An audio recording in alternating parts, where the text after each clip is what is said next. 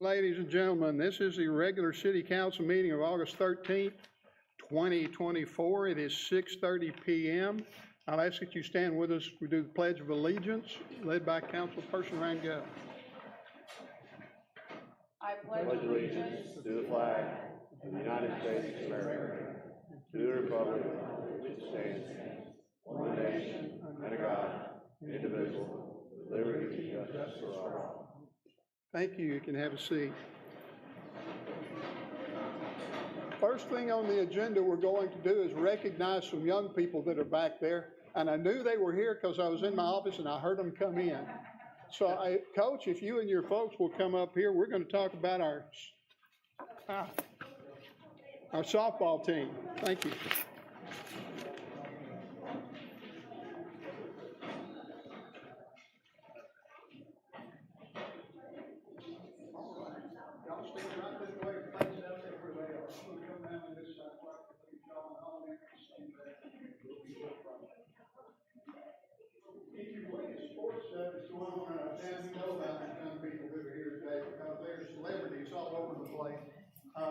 They did extremely well for themselves in competitions lately, and their coach.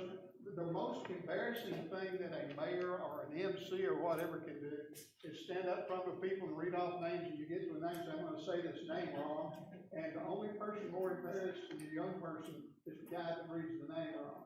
So I'm going to give this to the coach. And he's Go right ahead. Okay. All right. We have Hayden Sawicki. Hayden, wait for it. Hayden's right here. Gabby Brown. Rylan Mash. Mahana Gruber. Brinley Cantu. Sloan Craig.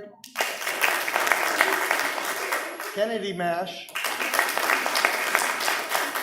Sophia Daft. Madeline Aguilar. Lily Colley. Mamie Alston. And not here is Charlie Fielding. All right. We are so grateful for y'all coming down here and spending your time. I read about you when you were playing ball, and I was so proud of you.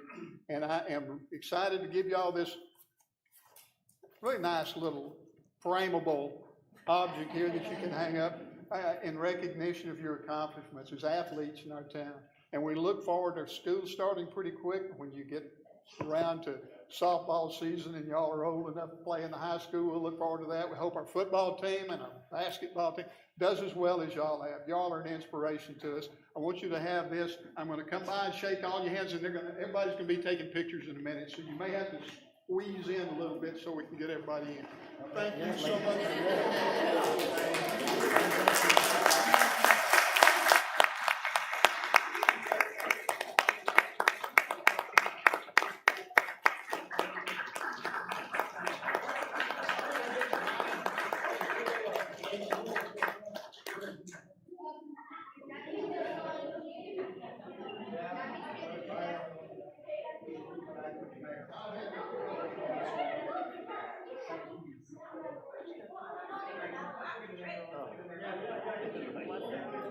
They're going in different directions.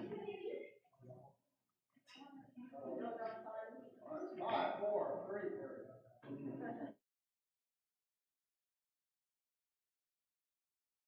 City council meeting tonight.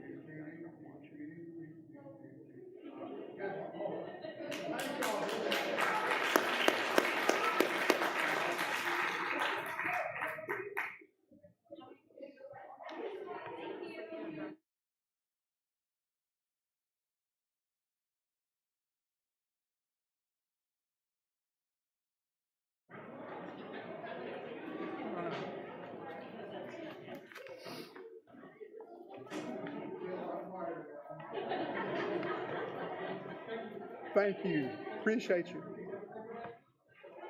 Next thing we're going to do is establish presence of a quorum. We'll have a roll call. Ward 1. Here. Ward 2. Here. Ward 3. Here. Ward 4. Here.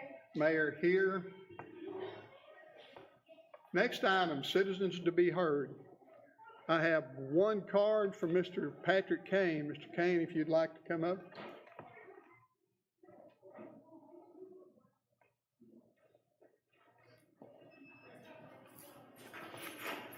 Good evening, Patrick Kane, 1123 East Cedar Street. Asked to speak on agenda item A, which is the proposed FY25 budget.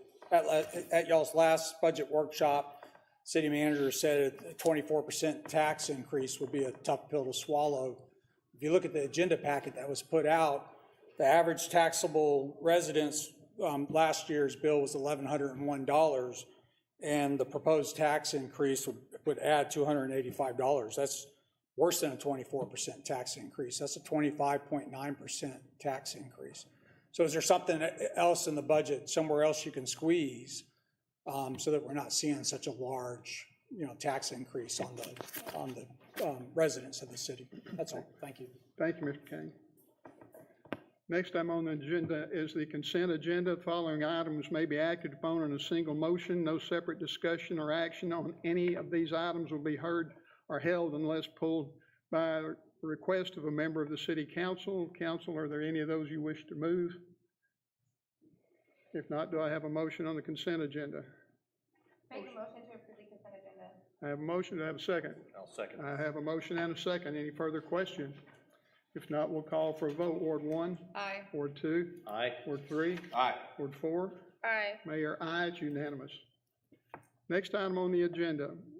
Receive a presentation from Dan Jackson with Will Dan regarding the utility rate study and utility fees supporting the 2024-2025 budget.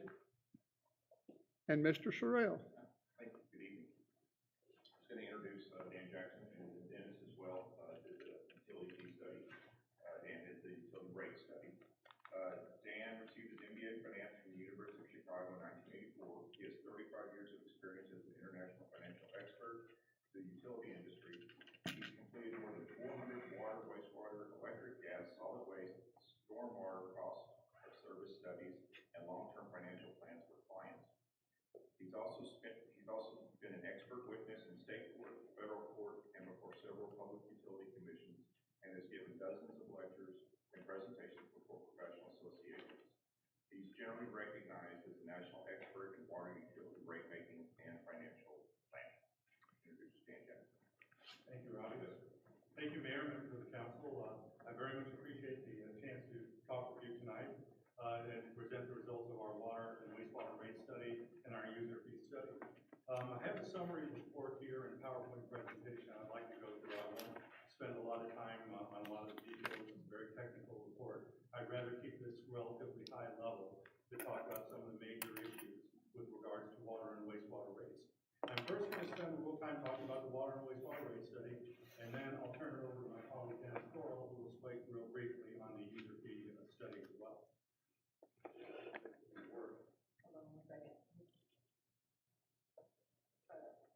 All right, there we go. I do very much appreciate the chance to come before you tonight, and we are very honored by the chance to work with the city of Rockport. As Robbie said, I've done this study for over 100 cities, separate cities here in the state of Texas, cities all across the United States, and in 9 foreign countries as well. And many of the issues that you're facing here in the city of Rockport with regards to your long-term water and wastewater rates are very similar to what cities all across the United States are facing. Water costs are simply going up. They're going up for everybody. They're going up in every region of the country. The average utility in the United States has been raising its rates 5 to 6% every year, and that trend is expected to continue and might even accelerate. As a matter of fact, the American Water Works Association forecasts that water and sewer rates across the country are going to triple in the next 15 years. Now, why is that? Well, there's an intuitively obvious reason for that, and that is that we have 6 billion people on the planet today. We had 1 billion people 100 years ago, but we've got the exact same amount of fresh water. So as the population grows, the demand increases as well. Environmental regulations increase costs also. Many of the cost increases in the provision of water and wastewater service are beyond the control of a utility.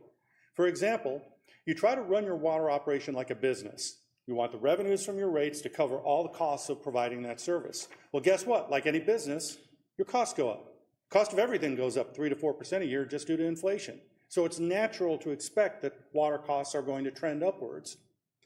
Furthermore, many utilities, such as the city of Rockport, have to continually invest in their system. They have to put tens of millions of dollars of capital improvements into their system to ensure that it continues to operate and function at a level that is acceptable to all of your citizens. Like any asset, they wear out over time.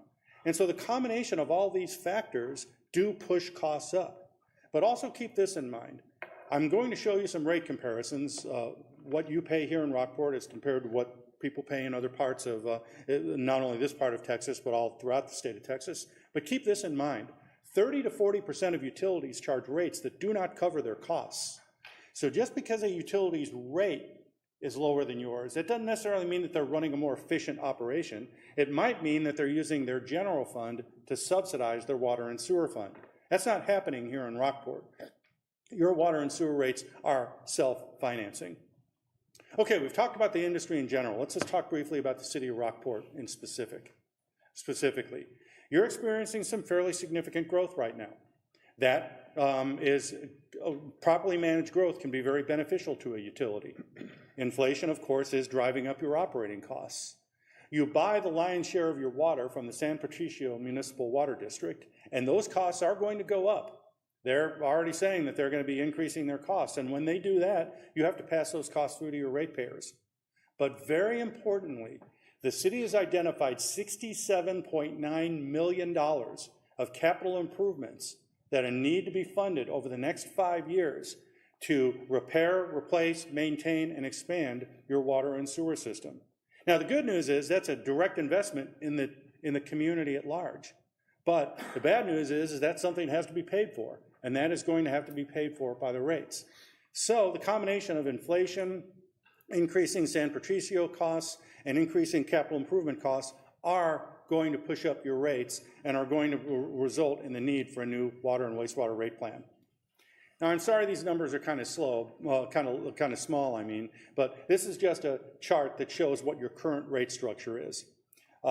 You charge for water service two ways. You charge a minimum charge, and then you charge a volumetric rate for every 1,000 gallons of water that you sell. Your volumetric rate is known as an inverted block. The more you use, the more you pay. That is intended to encourage conservation by providing a financial disincentive for using greater amounts of water. You've got a separate rate structure for your residential and commercial customers. You also have, for your wastewater customers, a monthly charge and a volumetric rate. Your residential wastewater usage is capped at 15,000 gallons. Your non-residential is not. Your outside city customers pay premiums of somewhere between 10% and 30% based on the specific rate. And I'll get more into the outside city rate a little bit later in the presentation. But I want to concentrate first of all and talk about what people actually pay for service here and how it compares to other utilities. This chart right here shows what a customer of the city of Rockport pays for 5,000 gallons of water and sewer service a month. The average customer uses somewhere between 5,000 and 6,000 gallons of water and wastewater service a month. That's an average. Some people use more, some people use less. That's why they call it an average. But I have to approach this a little because my eyesight is not what it used to be. The average customer here in Rockport pays $86.22 for 5,000 gallons of water and sewer service. How does that compare to some of your neighbors? Well, you're right about where you would expect to be. You're higher than some, you're lower than others. What's important about this chart is that it shows that the state average for the same amount of water is $96. So you're actually about $10 or about 12 to 14% below the state average. So like I said, you're about where you would expect to be. Higher than some, lower than others, but your rates are certainly not disproportionate compared to what people pay for water service, at least in this region of the state of Texas. Okay, I'm going to briefly go through a couple of background charts on your system itself to set the stage for the rate plan. Right now, you've got about 10,000 water customers, and you have about 5,821 wastewater customers. About 43% of your water customers are outside the city limits. That is what I would call unusual but not unprecedented. That's a higher proportion than what you typically see for a lot of cities, but I've seen many cities that have greater proportions of outside city customers. our rate plan projects that you will be adding 300 to 400 new water accounts each year for the next decade. Now keep in mind, a forecast is not a guarantee. A forecast is a prediction based on a series of reasonable assumptions. As water accounts grow, we're anticipating that water usage is going to grow as well. This chart right here is shows historical and forecast water consumption for the Rockport utility system. The chart shows right now that in the current year, 2024, you're expected to sell just about 1 billion gallons of water. And that amount, of course, is going to increase by about 30% over the next 10 years as you continue to add new accounts. Okay, now let's talk about the financial portion of the rate plan. What we did is we did a 10-year forecast of your revenues, your expenses, and your cost of service. We then identified the cost of service for each of your identified customer classes. The rate plan is based on a forecast of future costs. As I said earlier, it's not a guarantee, it's a prediction based on reasonable assumptions. Well, what are some of the assumptions that we used in coming up with this, this forecast?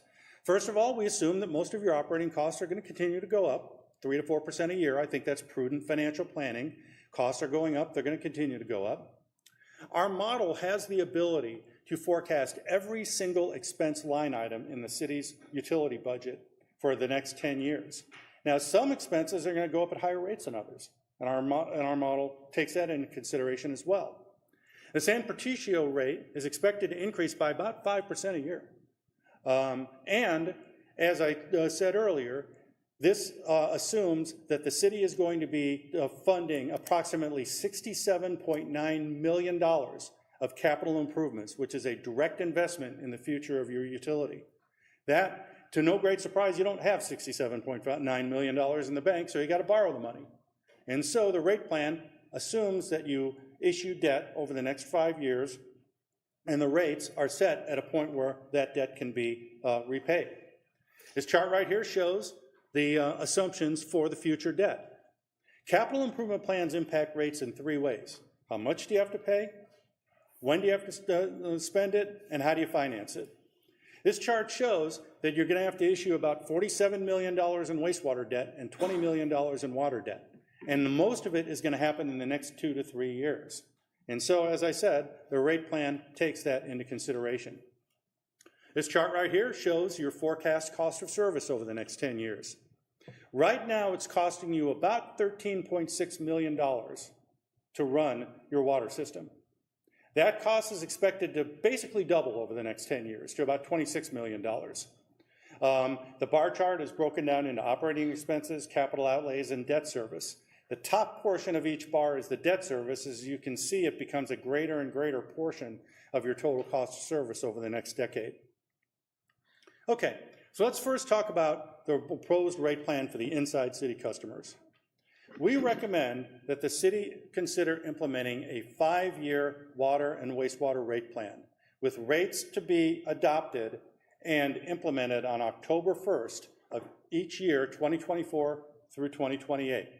It would be one ordinance with 5 automatic rate adjustments in it for each of the next 5 years. There would not be any change to the fundamental rate structure, but it is going to require higher adjustments for wastewater and lower adjustments for water, just simply because wastewater's capital improvement needs are so much greater than water's needs right now. I'm first going to show you the proposed rate plan, then I'll show you the chart that everybody cares about, and that is what the impact would be on an average customer of this proposed rate plan. This chart right here shows what the rate plan would be for the next 5 years. You can see that the minimum charge and the volumetric rate goes up.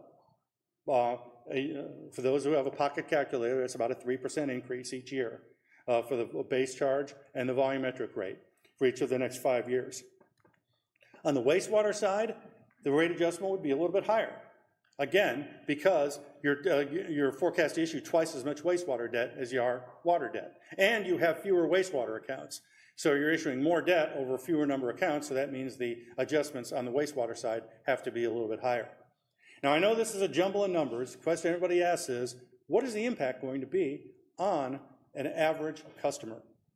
Again, like I said earlier in this presentation, the average water customer uses about 5,000 gallons of water and sewer service a month. That customer pays $86.22 a month for that service.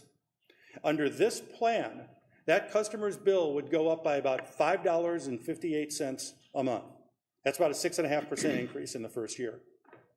In the second, each of the next 4 years, it would be about the same, about $5.50 a month each year for the next 5 years. So the adjustments would be somewhere between 5 and 6% each year. Now, of course, if you use greater amounts of water, like if you use 10,000 gallons of water a month, then you pay $144, and your bill would go up by about $9 a month. Now, since the average usage is about 5,000 gallons a month, what that essentially means is about 70 to 75% of monthly bills are going to be 5,000 gallons or less. Think about it. Every customer has 12 bills a year. You know, they've got a bill for every month. So most of those months, the water usage isn't going to be very much. In the summer months, it's probably going to be a little bit higher. And so most bills are going to be 5,000 gallons or less. And so I hate to take these very complex financial plans and try to summarize it in terms of 1 or 2 numbers. I don't like to do that, but if I did, I would say that for the majority of ratepayers, the average increase for inside city customers under this plan would be about $5 a month. Okay, let's move on to outside city rates. This is an interesting topic because it has been a topic that has been addressed by cities all across the state of Texas and all across the United States. It is common and accepted rate-making practice in the United States to charge higher rates for outside city customers than for inside city customers. Literally thousands of cities across the United States charge a higher rate for outside city customers than they do for inside city customers. As a matter of fact, the average premium for an outside city customer is 47% over the inside city customer rate. That's based on a national survey that was done by another consulting group. Now, because many, many cities have a certain element of their population that's outside the city, the AWWA long ago recognized that they had to develop a process for how you calculate the cost of serving these outside city customers. They developed a methodology, a process, which is known as the utility/hybrid basis. Again, this is not a rate-making seminar. I don't want to go into a lot of detail behind this. I just want to kind of summarize that this is a topic that a lot of people, a lot smarter than me, have been addressing for the last 50 years. They've put together a manual called the M1 manual. That's basically the holy Bible of rate-making. And in that manual, it outlines what the risks are, what the elements are of providing service to outside city customers, and how you calculate an outside city rate. This is something that's been endorsed by the Texas Public Utility Commission, and the methodology that was developed by the AWWA is the exact methodology that we applied in this analysis. I have done utility basis rate making for outside city customers for dozens of clients over the last 20 to 30 years. So I guess the question is, why are outside city rates typically higher than inside? Why, there's a lot of reasons for that. There's reasons such as business risk, financial risk, location. But the AWWA also talks about another factor, which is really one of the key factors. The key factor is known as the nature of the relationship. Inside city customers and outside city customers are fundamentally different customer bases. The reason is very simple.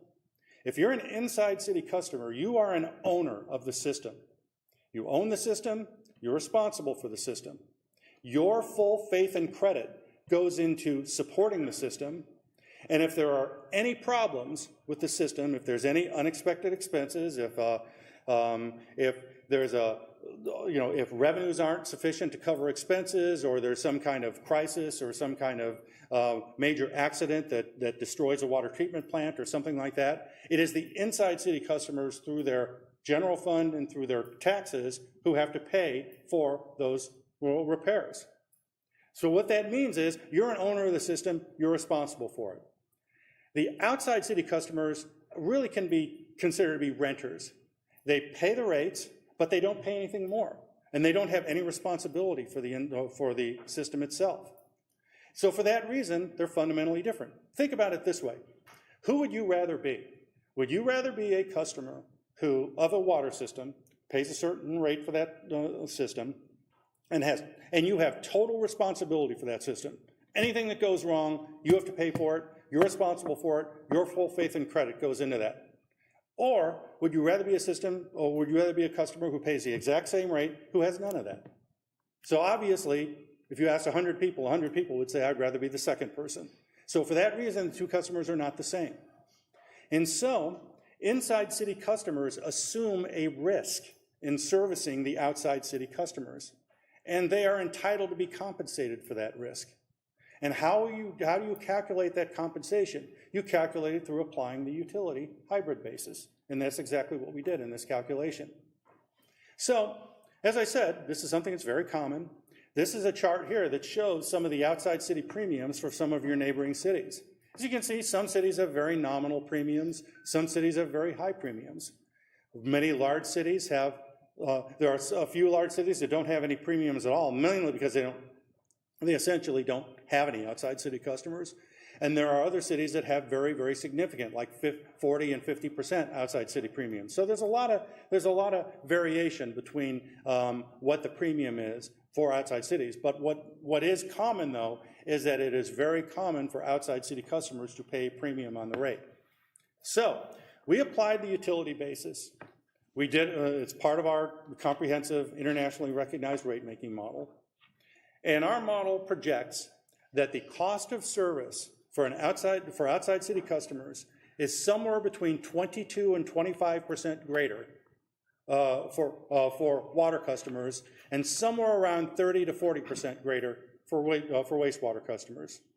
For that reason, we recommend that the city set a premium of 20% for outside city customers. It's a little less than your cost, but every year, these numbers are going to vary a little bit every year. I mean, depending on the decisions you ultimately make about what your capital improvements are going to be, whether there's some unexpected expenses, whatever. So we suggest you set it a little bit below your costs just to ensure that there isn't a situation where you would ever be charging your outside city customers a greater amount than what your cost is to serve. So in order to set the record, now, as I said at the beginning of the presentation, your minimum charges and your volumetric rates, they vary significantly. I mean, you've got some that are 10%, some that are 15%, some that are 30%. We recommend that you just let your rates evolve to the 20% margin. So what that means is that for the next 2 to 3 years, you would not do an adjustment in your outside city water rates. Then by October of 2027, your outside city water rates will reach 20% of the 20% greater than the inside city rates. They're a tad above that right now, but what you would do is you'd be increasing your inside city rates, you'd be keeping your outside city rates the same for the next 3 years, but by October of 2027, you would have a 20% premium on your outside city rates for your water customers. On your wastewater customers, we would recommend that you don't do an adjustment this year, but your 20% premium would kick in beginning in October of 2025. So there would be no increase at all in your outside city rates in October of 2024. There would be wastewater only adjustment in 2025 and 2026, and then there would be water rate adjustments in 2027 and 2028. This chart right here shows what the charges for outside city customers would be. Right now, an outside city customer who uses 5,000 gallons of water and sewer service a month pays $112.11. Their rate or their bill would not increase at all in 2024. 2025, it would go up by about $7 a month. 2026, it would go up by about $4.50 a month, and then about $5 to $6 a month in 2027 and 2028, which is when we reach parity at 120%. So that is our proposal for the outside city customers. So I'm going to now just turn it over real briefly to my colleague, Mr. Gorel, who's going to talk to you briefly about the utility user fee study. Dennis, here you go. Hello, Mayor and Council. My name is Dennis Gorel, and we're going to switch topics a little bit here and talk about the utility user fee study. And it's calculated completely different than the rate study, but it's a short kind of portion of it. So what are user fees? User fees are fees for programs or services that provide a private benefit for the individual requesting them with very limited to no benefit to the community as a whole. A very important word in that is private benefit. And generally, a person who is receiving a private benefit should technically pay for the cost that the city incurs in providing that benefit. The state law requires the fees to reasonably relate to the service that is being provided. So what is a user fee study? The main objective of a user fee study is to calculate the full cost of providing services. We provide each fee, and each service is calculated individually, and up to 100% may be recovered by the city. The way we calculate the cost, the full cost of these services, is what we call using fully burned hourly rates. Fully burned hourly rates take the salary and benefits for the position. They add on top of that a department overhead, or what it takes the department to operate. And lastly, it also adds an indirect overhead, or the central service overhead. That is the support that that department receives from the departments such as human resources, finance, city manager. So we make sure we include all that, and that's how we get to fully burned hourly rates. Once we get the fully burned hourly rates for the positions, we then ask and sit with staff and ask for the direct time it takes them to complete each individual service. And that's how we come up with the full cost calculation of each service and fee. Numbers are a little small, so I'm going to read it here from my PowerPoint. But here we have 4 columns. We have a column that has the full cost for each fee. We have the new column for suggested fee, what we are recommending to change the fee to, the number, dollar amount, how much the fee is going to change, and the cost recovery level for each service. So for meter connections, we're recommending to increase that from $25 to $60. Meter reconnects, we're recommending to increase that to $60 as well. Meter reconnects after hours, we recommend to increase that to $85 since it's after hours. Meter disconnects, we recommend that to increase that to $60. For the residential deposit, we're recommending to increase to $170. For the commercial deposits, we're recommending to increase that to $780. And for the deposits, it's just to cover basically 2 average bills for that customer class. For the NSF fees, we're recommending to increase it at $30, and the reason we're capping it at $30 is because that is capped by the state itself. For the meter tempering fees, we recommend to increase that to $100. For regular trip charge, we recommend to increase that to $50, a little bit less than the meter connections, even though it's similar cost. For the theft of service, that has to be calculated individually depending on what was stolen, so that's going to be a cost. For the damage, that's going to be a cost as well. And for the meter lock fee, currently you're not even recovering the cost of the lock itself, so we recommend to increase that to $60 as well. And that is the portion of the user fees, and I'm going to pass it back to Dan Jackson for just finishing thoughts and finalize this. Well, you all will be happy to know we're to our final chart in the presentation. I just want to make a couple of real brief closing remarks. As Mr. Sorrell indicated, I've been doing this for 40 years. I've done hundreds of presentations, and I've never had anybody come up to me after a presentation and say, hey, thank you very much for recommending raising rates. I really appreciate that. But what I have had is people say, I don't like it, but I understand why it needs to be done. We want to have a healthy utility. We want to be able to take care of ourselves and future generations of residents, and that requires investment in the future. So, for that reason, we strongly recommend that you consider adopting this rate plan. Why? First of all, because it will ensure that it will give you sufficient revenue to fund your operations. Right now, your utility is self-sufficient. You do not depend on the general fund. This rate plan will ensure that you continue to work independently of the general fund without subsidies. It will allow you to invest $68 million in assets that will not only serve you, it will serve your children, your grandchildren, and maybe even your great-grandchildren as well. The rate adjustments that we're proposing here are very much in line with what you're seeing around the state. 5 to 6% a year is the state average. And you're right at, your rates will remain below the state average. The percentage increases will be about the same as the state average, and you're getting $68 million of investment for your money. And finally, the rate design is based on national and international rate-making standards to ensure that the cost is reasonable, fair, and appropriate for all of your customer classes. We strongly recommend that you consider this, this plan. And with that, I'd be happy to answer any questions you have at this time. Council? Yes, sir. The gentleman's chart that he had up there a moment ago with some of the recommendations for the fees there, the user fees that are kind of a one-time type of thing. How long has it been, maybe somebody can tell me some history, since we've raised those in the past? It's been some time, that's my understanding. We didn't just do this last year and bump them all up. It's been We haven't done them in the 2 years I've been here, so. Several years. So it's been some, 10 years since these fees were looked at. I would Mike, say early 2000s. 10 years, over 10 years. Over 10 years. Mike, you said 10 years roughly? At least 10 Okay. years since those fees were looked at. Well, I think that's important.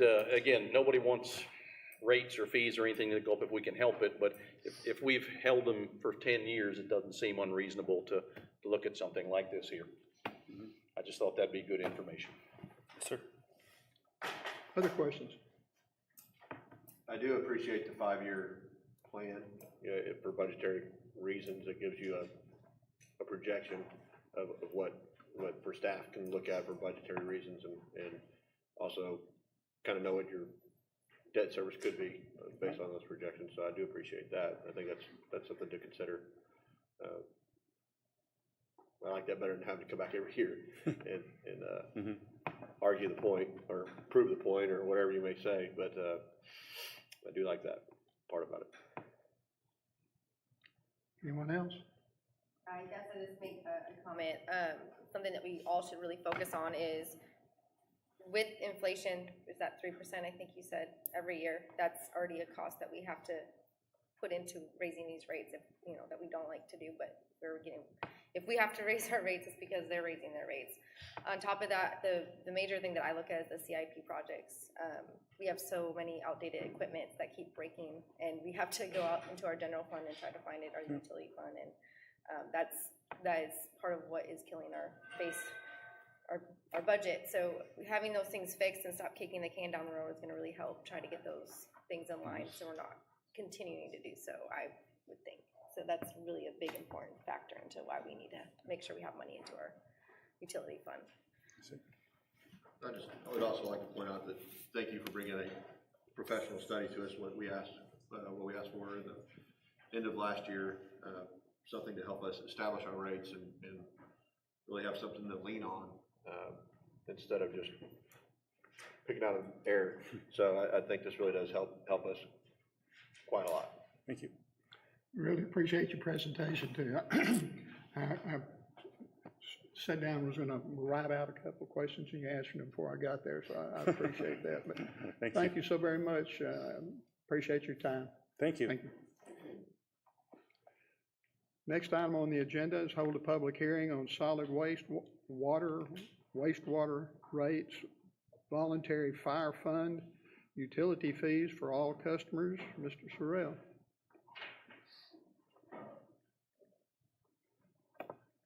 We're just entertaining public comment. Public hearing. Okay. Yes, sir, Mr. Kane.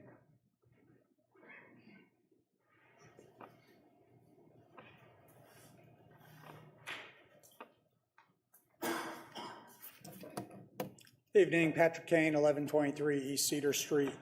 First, I'd like to thank the city for hiring Will Down to do the rate study. It was good to get a new set of eyes on it. And I also believe their analysis, so thank them for doing it, validates the citizen petition. Right, we were paying 38% more for out-of-city residents. Y'all were proposing to jack it up to 50%. And what you saw today was a 20% recommendation. So I think the citizen action to do the petition was fair and reasonable to pursue. I do have some concerns since we've not seen the detailed rate study. First is there's a franchise fee the city charges, and based on an old budget, that franchise fee was explained as the use of the city right-of-ways. Well, the majority of the right-of-ways is to deliver within the city, not to deliver to people outside the city. You're talking almost $900,000 in franchise fees. And that works out to, for your 10,000 people, $7.16 a month. That is not insignificant, right? And that's basically I'll say a gift to the city because there's no cost. associated with that. You're also changing your methodology on your admin support. You know, when we were complaining about the rate study, all it was, well, you know, we spent a lot of city labor supporting the utilities, and we do cost transfers to recover that. And what's happening is y'all are proposing to change that to be a percentage of revenue, no longer based on the cost support. So you can tweak that number. You're already generating 6% profit, basically, based on the franchise fee. I don't know what the number is because I haven't seen it, but let's say you added 4%, now you're up to 10%, right? And maybe next year you want to change that number to 5%. So the utility should pay for the support it gets. It shouldn't be a profit generator for admin support. The last is the 67.9 million of CIP. And I know the environment we live in, it's rough on any type of equipment. And there might be a lot of work that's needed, but you're being asked soon to approve a rate that has $69 million of CIP in it, and you've never talked about 69 million of CIP, right? But it's already being baked into the rate. Is 69 reasonable over the next 5 years? Maybe it's something less over the next 10 years. I don't know what that number is. And I believe that's all I wanted to talk about. Thank you. Thanks, sir. Anyone else?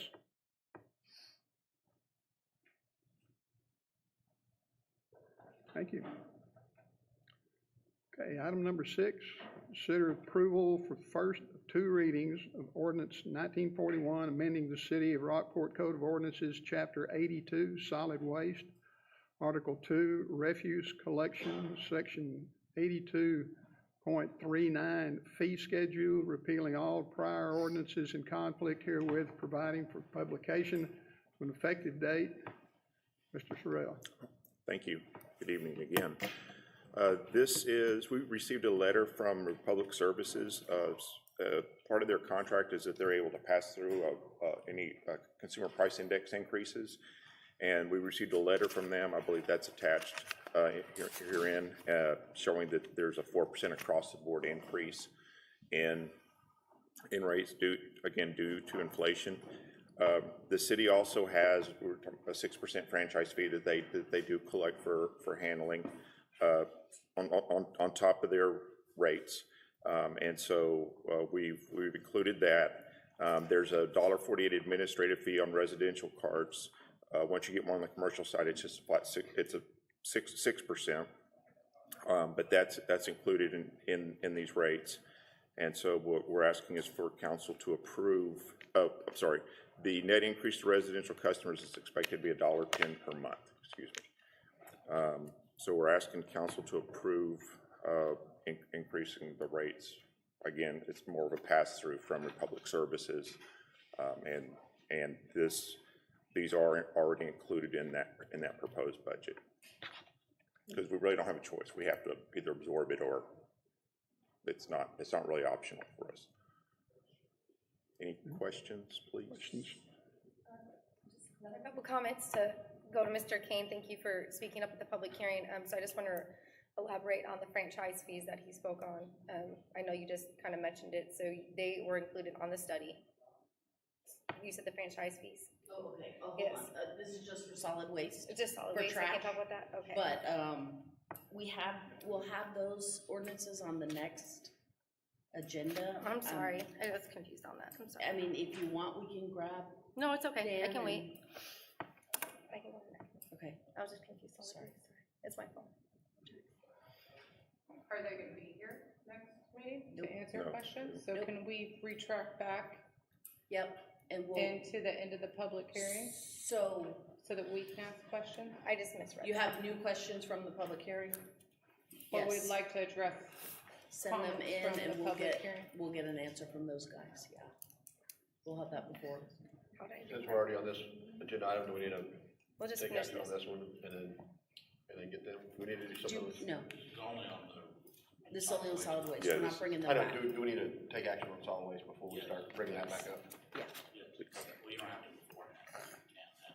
We'll get your questions answered before the next meeting, for sure.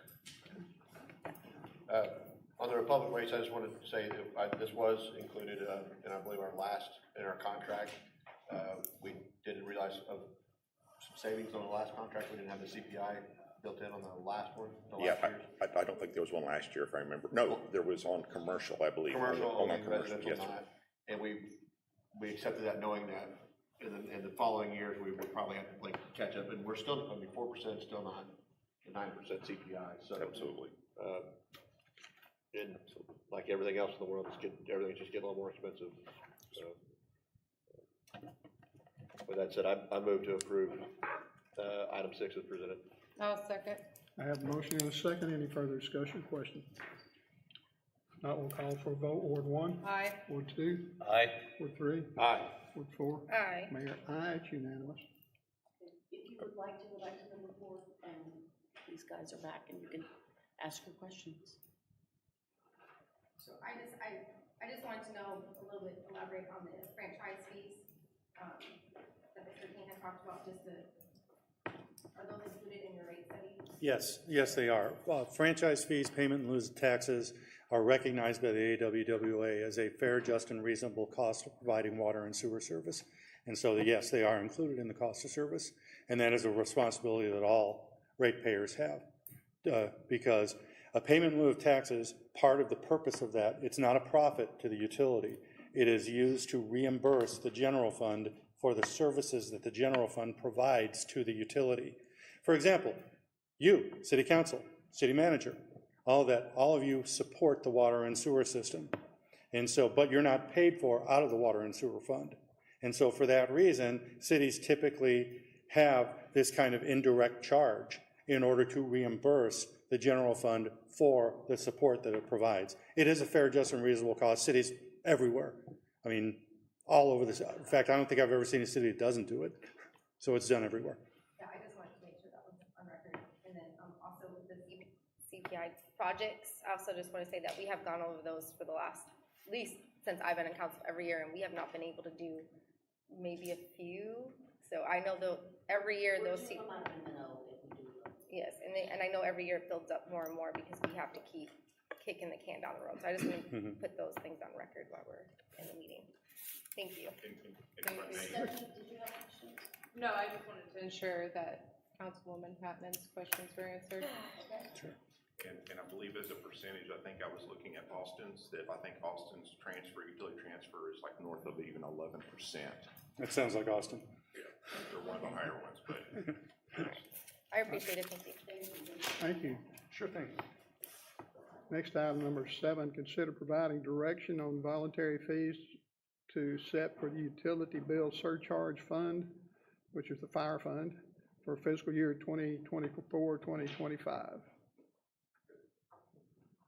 Council, last year, we did this after we had approved the budget. Council had asked for us to look at the fire fund before the budget was approved. So that's what we're doing, is we're bringing this up, is to try to get council direction in terms of where we want to go on this. I believe, if I remember correctly, there was discussion that we wanted to go probably higher than the $2 that we're at right now. We were at $1.35. I think it had been there for a couple of years. We put it at $2 to review it again this year. So we're seeking guidance from council on this in terms of what would you like to see, if anything.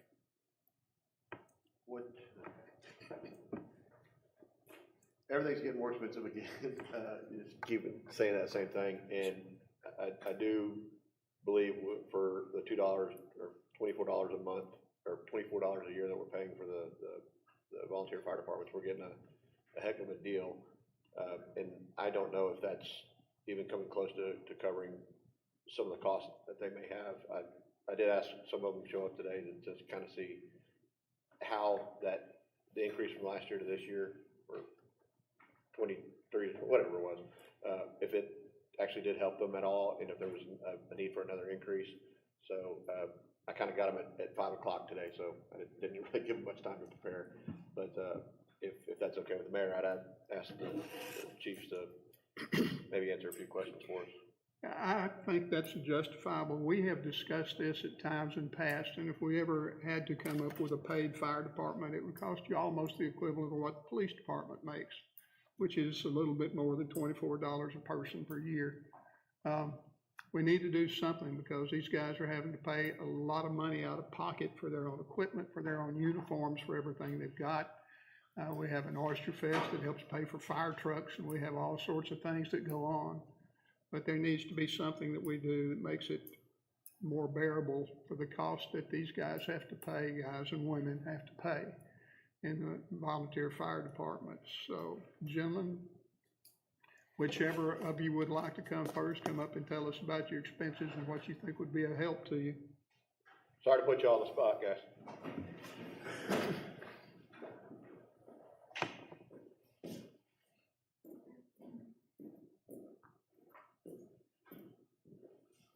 My name's Cody. I'm the Fulton Fire Chief here in Fulton. We also respond all together with Rockport and Lamar.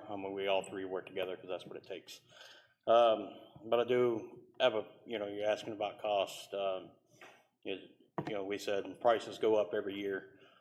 We are a volunteer department. I know Fulton, not one of us gets paid, so it's all strictly volunteer service. So any money that does come in, especially from the community, the voluntary fund for the water fund that comes to us, it strictly goes to operating costs, equipment, things of that nature. Just kind of give you an idea, I bought 2 air packs last week with 2 bottles, and it cost me $17,000. I'm fixing to buy 2 sets of gear and 2 wildland extrication sets of gear together, and that's a cost of, I've got it right here, $9,734. That's just to outfit 2 firefighters with gear. So costs are rising. Equipment cost, these trucks are just kind of like everybody's vehicles. The electronics, the computer systems, the guys that were mechanics all their lives can't work on them anymore because they don't have the computer systems to be able to work on them in-house anymore. So we thank you for what you do. Thank the community for doing the voluntary fund, and because it does help us out a lot. So thank you. Thank you, Chief.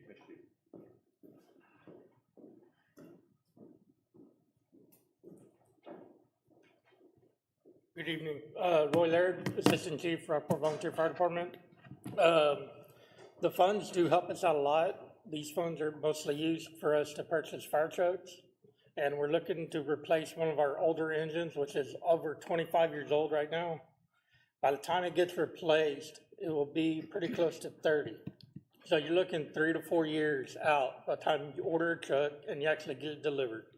And this truck right now is going to cost us $1.2 million. So, and to get 10 years ago, we purchased a truck with $624,000.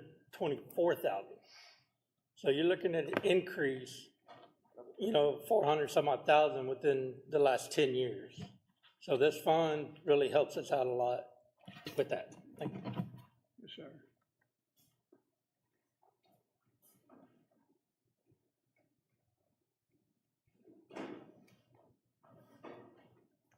Good evening, Mayor, Council. Tim Dorn. I'm the Assistant Chief of the Lamar Volunteer Fire Department. As you can see, Lamar receives a little bit different funding, but our costs are pretty much the same. One of the big things that you've heard over and over again is the cost of everything is going up. You take a look just at our fuel costs, you take a look at our bunker gear that we have to wear. Our costs of our bunker gear have nearly doubled in the last couple of years, and that's the gear necessary for our firefighters to wear going into a structural firefighting environment. One thing that's very important is, as we look at our volunteer fire departments, while there are 3 different departments that may serve 3 different areas, we all support each other. Anytime there's a structure fire anywhere in Aransas County, all 3 fire departments are automatically paged out on an automatic aid basis to respond to that fire. There are oftentimes we may be responding into town, be halfway there. Fortunately, it's not as big an incident that requires as many people. We turn around and go back. But the same thing holds true with Fulton and Rockport coming into Lamar when we have an incident up north. So all 3 departments serve all of the citizens of Aransas County and the citizens of Rockport. With that, we appreciate any help that you give us. thanks for what you do for us. Thank you. Thank you, Chief. Thank you. Questions? I have a question. After we increased it by 50 cents last year, did we see a decrease in that number of people that choose to volunteer that $2? I didn't measure that. We did bring in significant amount of more money for that volunteer. So I would say it'd be minimal. Minimal that dropped off. Minimal that dropped off, excuse me. Participating Yes. in the Yes. voluntary fund. We went from $1.35 to $2 even. Well, I would propose another $1 increase, and I know that it is what it is, but our other options to support our fire departments are looking at ESDs or some other funding mechanism to be able to buy their fire trucks, to buy their, passing the hat at churches isn't cutting it at the form anymore. When you gotta buy a truck that's it's $1 million to buy a truck, that's real dollars. And I'm thankful we're not paying for it in taxes. We can volunteer to pay it on our utility bill, to help them out. With that being said, I would be okay with another $1 hike in it this year. Yeah, I would support that as well. I mean, beyond just the residential needs of your services, I mean, we've had a huge increase in brush fires, and all of that's a lot of resources.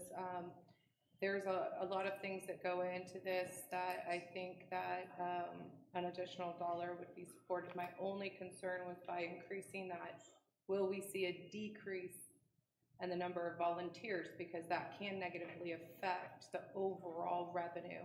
So that's my concern. I don't want to increase significantly if we're going to see a decrease in that number of volunteers, and then there's no offset there. So Can we take a look back at it in 6 months?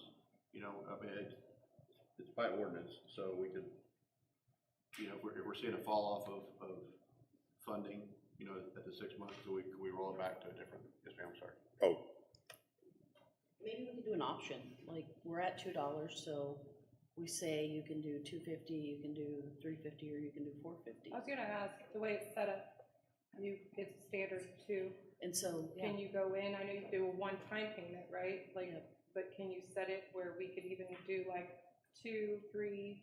So you could make the minimum a 50-cent raise, which, of course, then you're asking everybody to re-opt in. Does that mean would Yeah, that you take could- people off the list, if they say, oh, I didn't even realize I didn't know I was this. paying for it. But our gig is not to get them to not know that they don't pay for it. So, No, you yeah, could do that's- a 50-cent increase, and then I would do like $2.53, $3.50. Would you just put that on their bill as an option? I don't know, Robbie will figure that out. Sorry, Robbie. I think it's important to also put in additional information of what this cost supports. And that it not just supports Rockport, but Lamar and Fulton as well.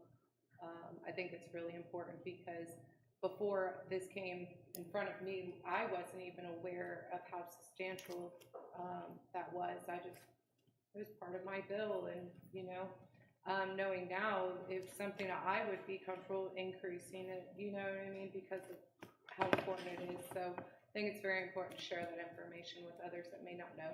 We'll do a did you know on it and kind of put out that we're intending to change it, and what all it goes for, some costs and things like that, and that you are not paying for it via taxes, which is your other option. So we'll put some information out on that.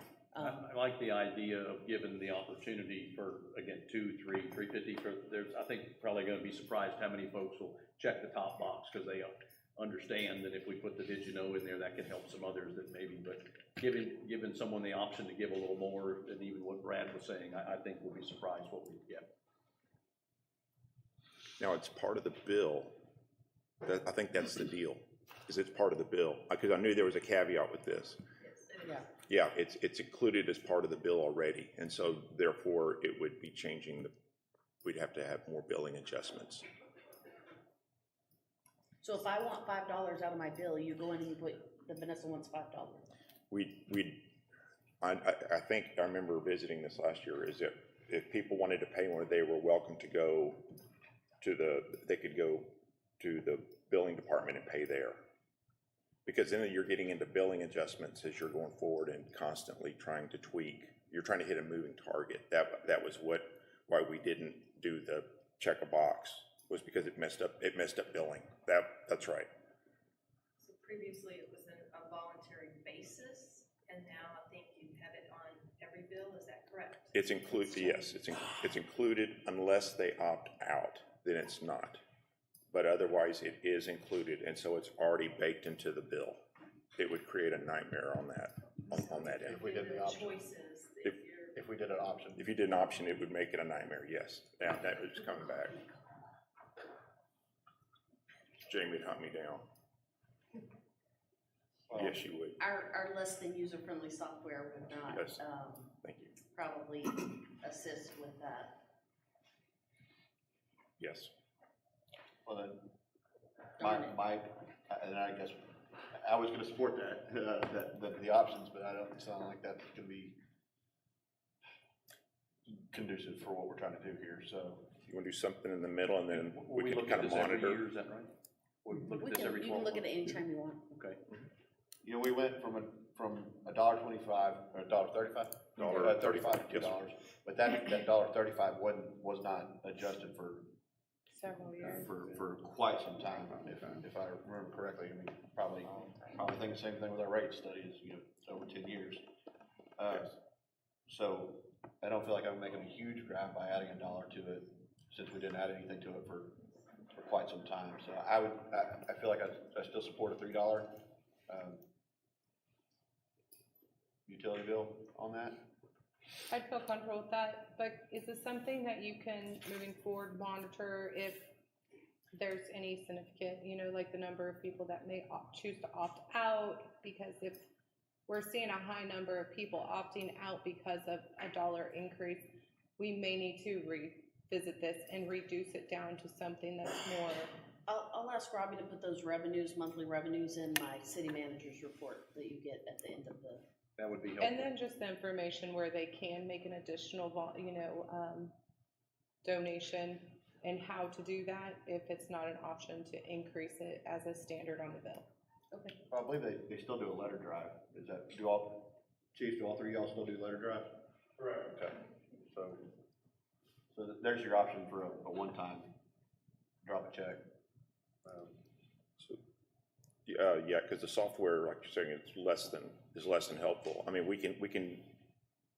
I can ask Jamie to look at it to just kind of monitor it, see if there's an increase in the number of people saying, no, I want to opt out, I want to opt out. But there's not like a report or anything out of the system. It's not that sophisticated. Just the number in which we're at now versus maybe in a 6-month period. If there's a reduction there, bring it to our attention. Like a reduction in revenues, we could do something like that. Revenue. Okay, we could do it that way. 6-month period. The revenues. Well, would we consider that without the increase though? Yeah, it's independent of. Okay. So Mayor, do you need a motion or just a? It's direction. That's direction. That's the direction. We'll come back to you with an ordinance adopting the fee. Okay. So we're at $3? Yeah, $3. I think we're comfortable with. Okay. Okay, thank you. All right. Next item, receive a presentation on the proposed fiscal year 2025 budget from Ms. Ronna.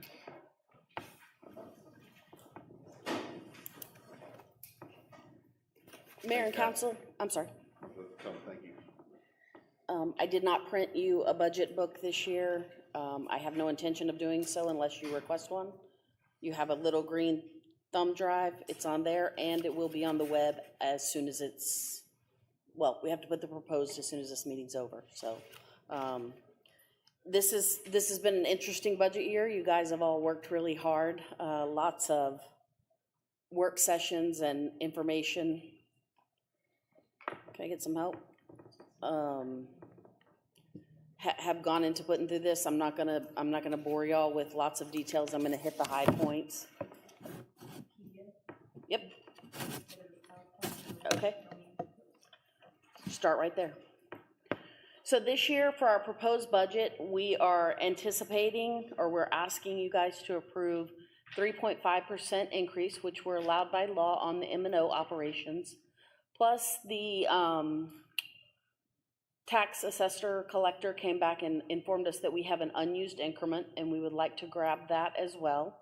I also put a handout on the dais regarding the unused increment, how that's calculated and where it comes from.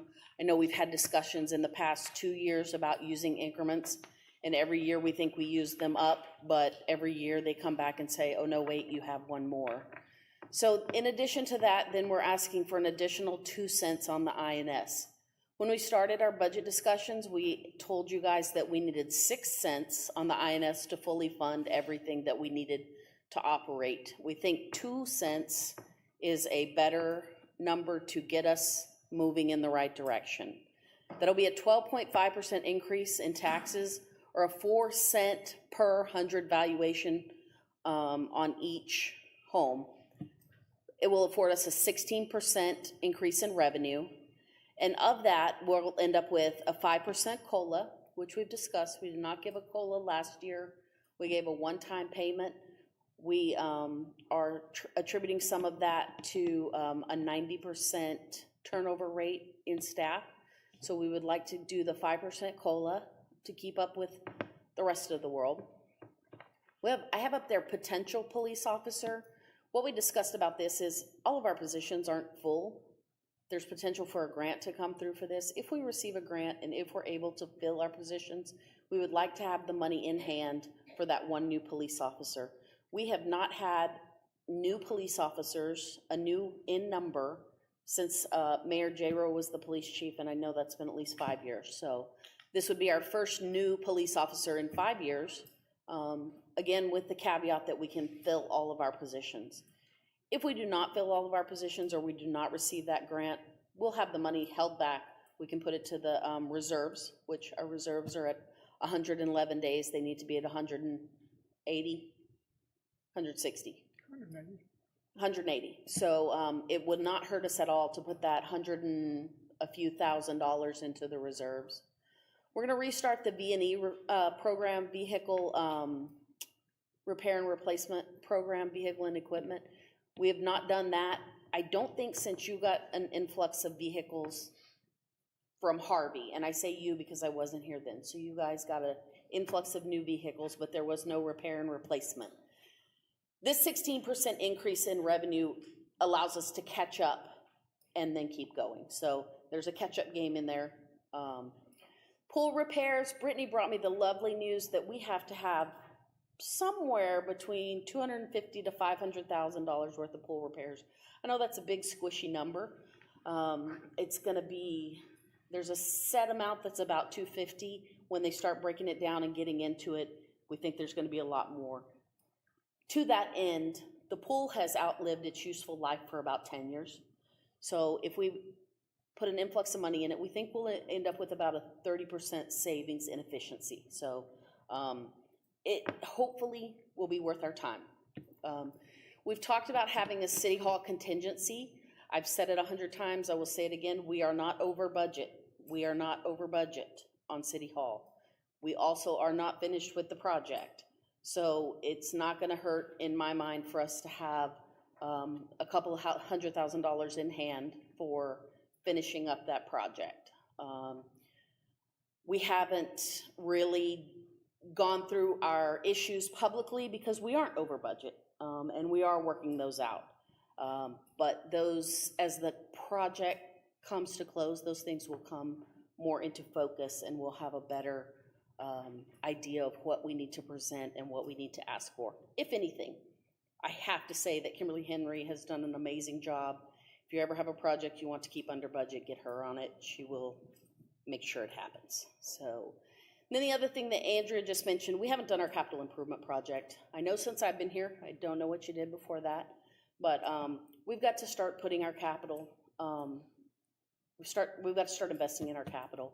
The guys over at Public Works have done an amazing job buying repairs and doing capital improvements where they can out of their maintenance and operations budget. That's not the appropriate place to do those things, though. We're spending short-term dollars on long-term assets, and we've got to get that scale tilted correctly. So that's where we are. That's the big overview. I can keep going if y'all have questions, or if you don't. Okay, great. Oh, two-sided, sorry.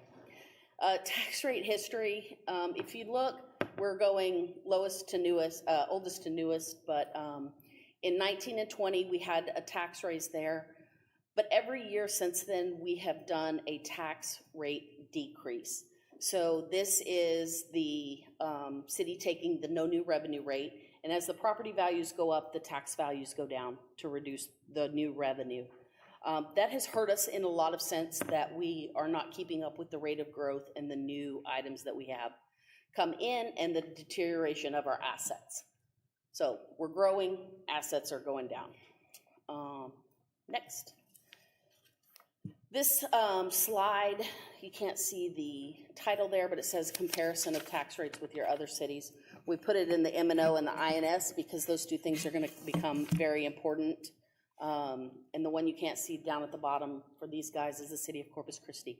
You can see if we do this whole thing that I'm asking you for, the 3.5%, the unused increment, and the 2 cents on the INS, that's where you'll still fall with your neighboring cities. So you can add numbers, but you can very graphically see that we are significantly lower than our neighbors on our tax rate. Now, if your house is valued higher, you're gonna pay more taxes than the guy in Ingleside with, you know, I don't know, living in a mobile home. But our tax rate is significantly lower. So this 2 cents that we're asking for on the INS alone will give us about $3 million in debt. That'll help us pay $3 million of debt. I know we have $68 million that needs to be done. We are not ready to take out that level of debt. We need to start small. We need to get the projects going that we need to get going that are the most important. And then we need to get a feel for where we are, and we need to get a utility rate that's going to start supporting the debt service on that. We don't have the capacity to take out what we need to this first year, but we need to get started. We need to get moving. We need to get our finances healthy, and this is our start. And Robbie put in here future debt amounts may vary with change in interest. I'm just going to say all this is going to change. There's margin on both sides that when things start getting finalized, protests come in, there's all kinds of little tiny hair width adjustments that can occur. So interest rates, things like that.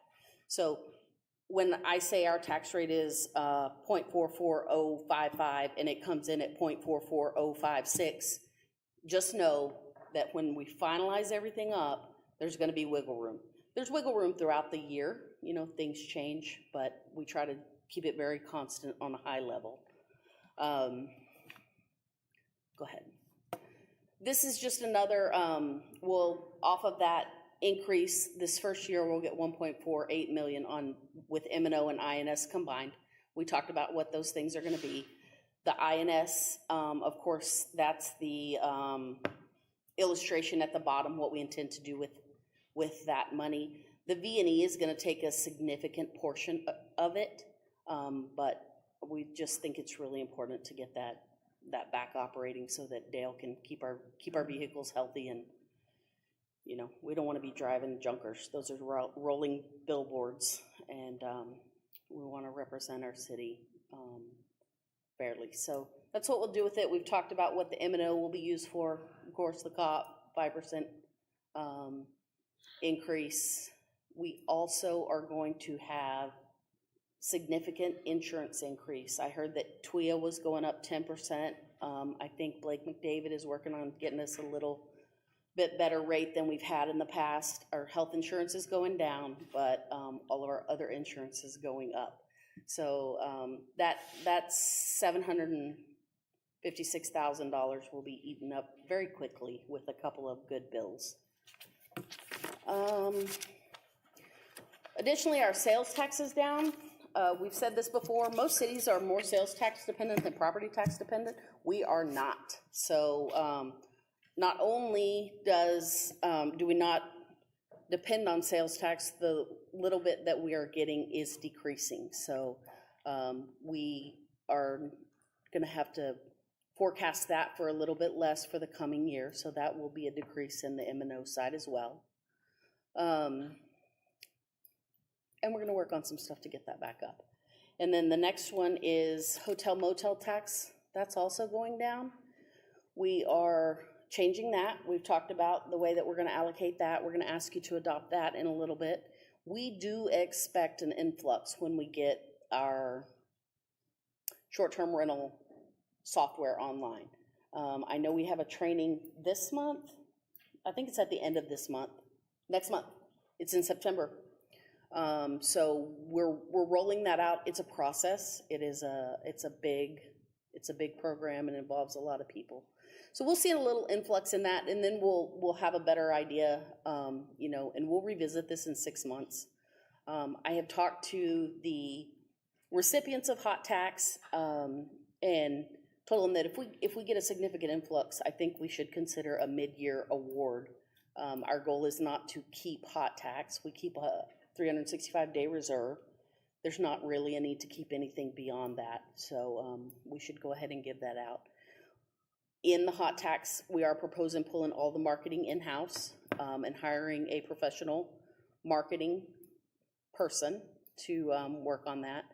We've had mixed reviews. I would say it's 50-50 on the love it or hate it from the recipients.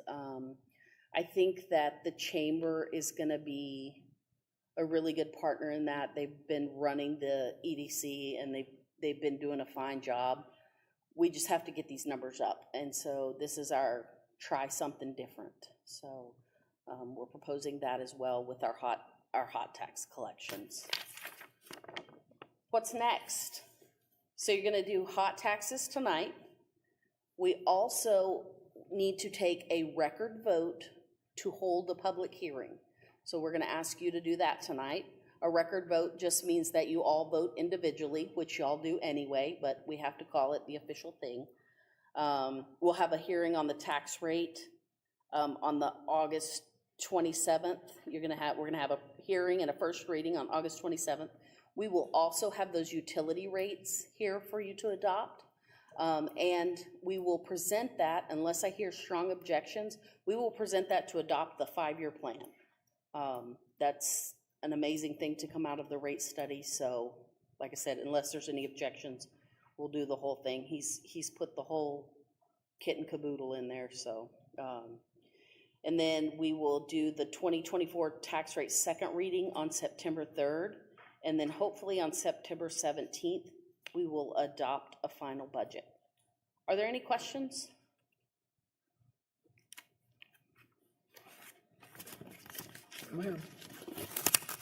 None?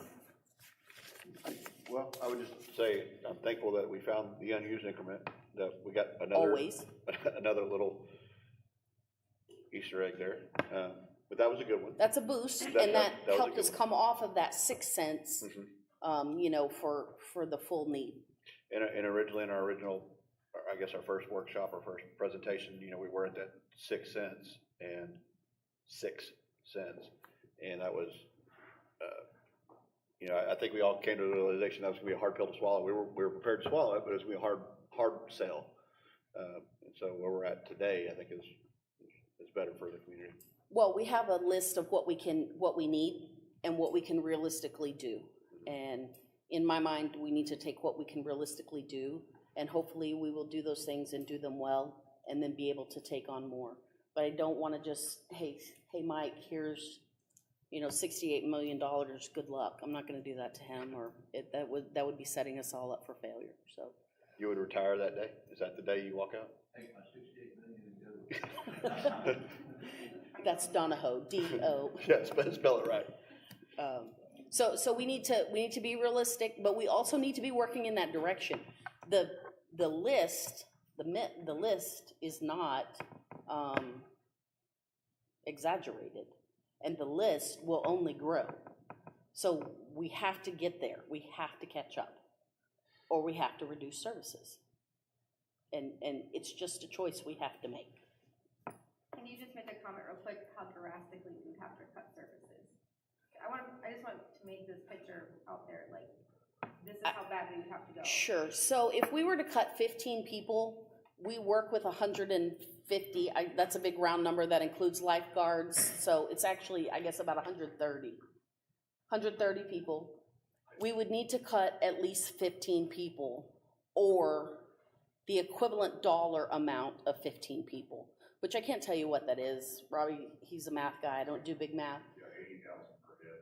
80,000 a person, we would have to cut that much. So it would be, you know, are we going to not repave any roads and let them all go back to caliche? We'll come in, caliche them over as they start to tear up, and we'll go back to dirt roads. Are we not gonna have any parks? Are we gonna shutter the pool?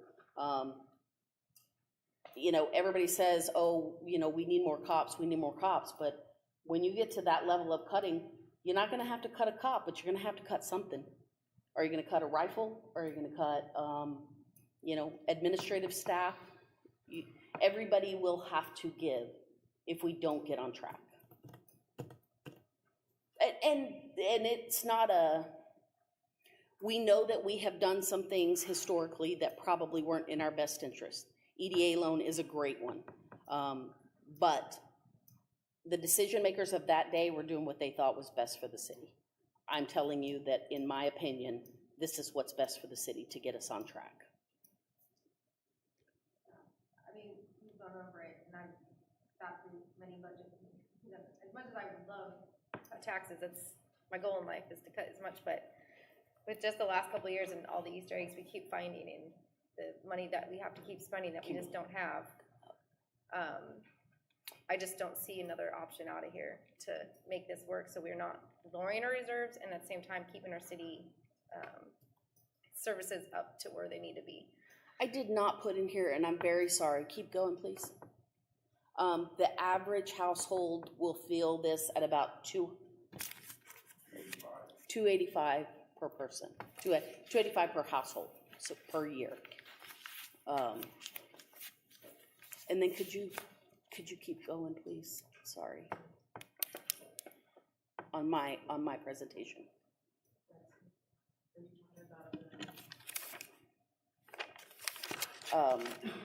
I would like to see this slide, please.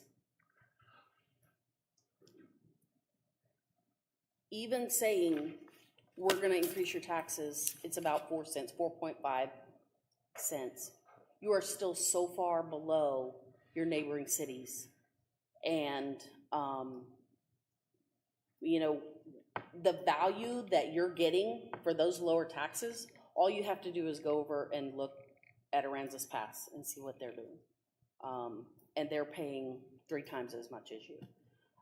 We operate on 0.66 people per thousand, and that's just the static population, not even the influx of the 30,000 people. Most cities are about 1 to 2 people per thousand. These guys are working their butts off to make it happen on less money, and I don't think asking for 4 cents from our citizens is incredibly outrageous or any more unjustified than asking them for $3 for fire, which, by the way, is the best value in town. So. Generally speaking, on appraisals, though, would you consider us more similar to Portland than Aransas Pass?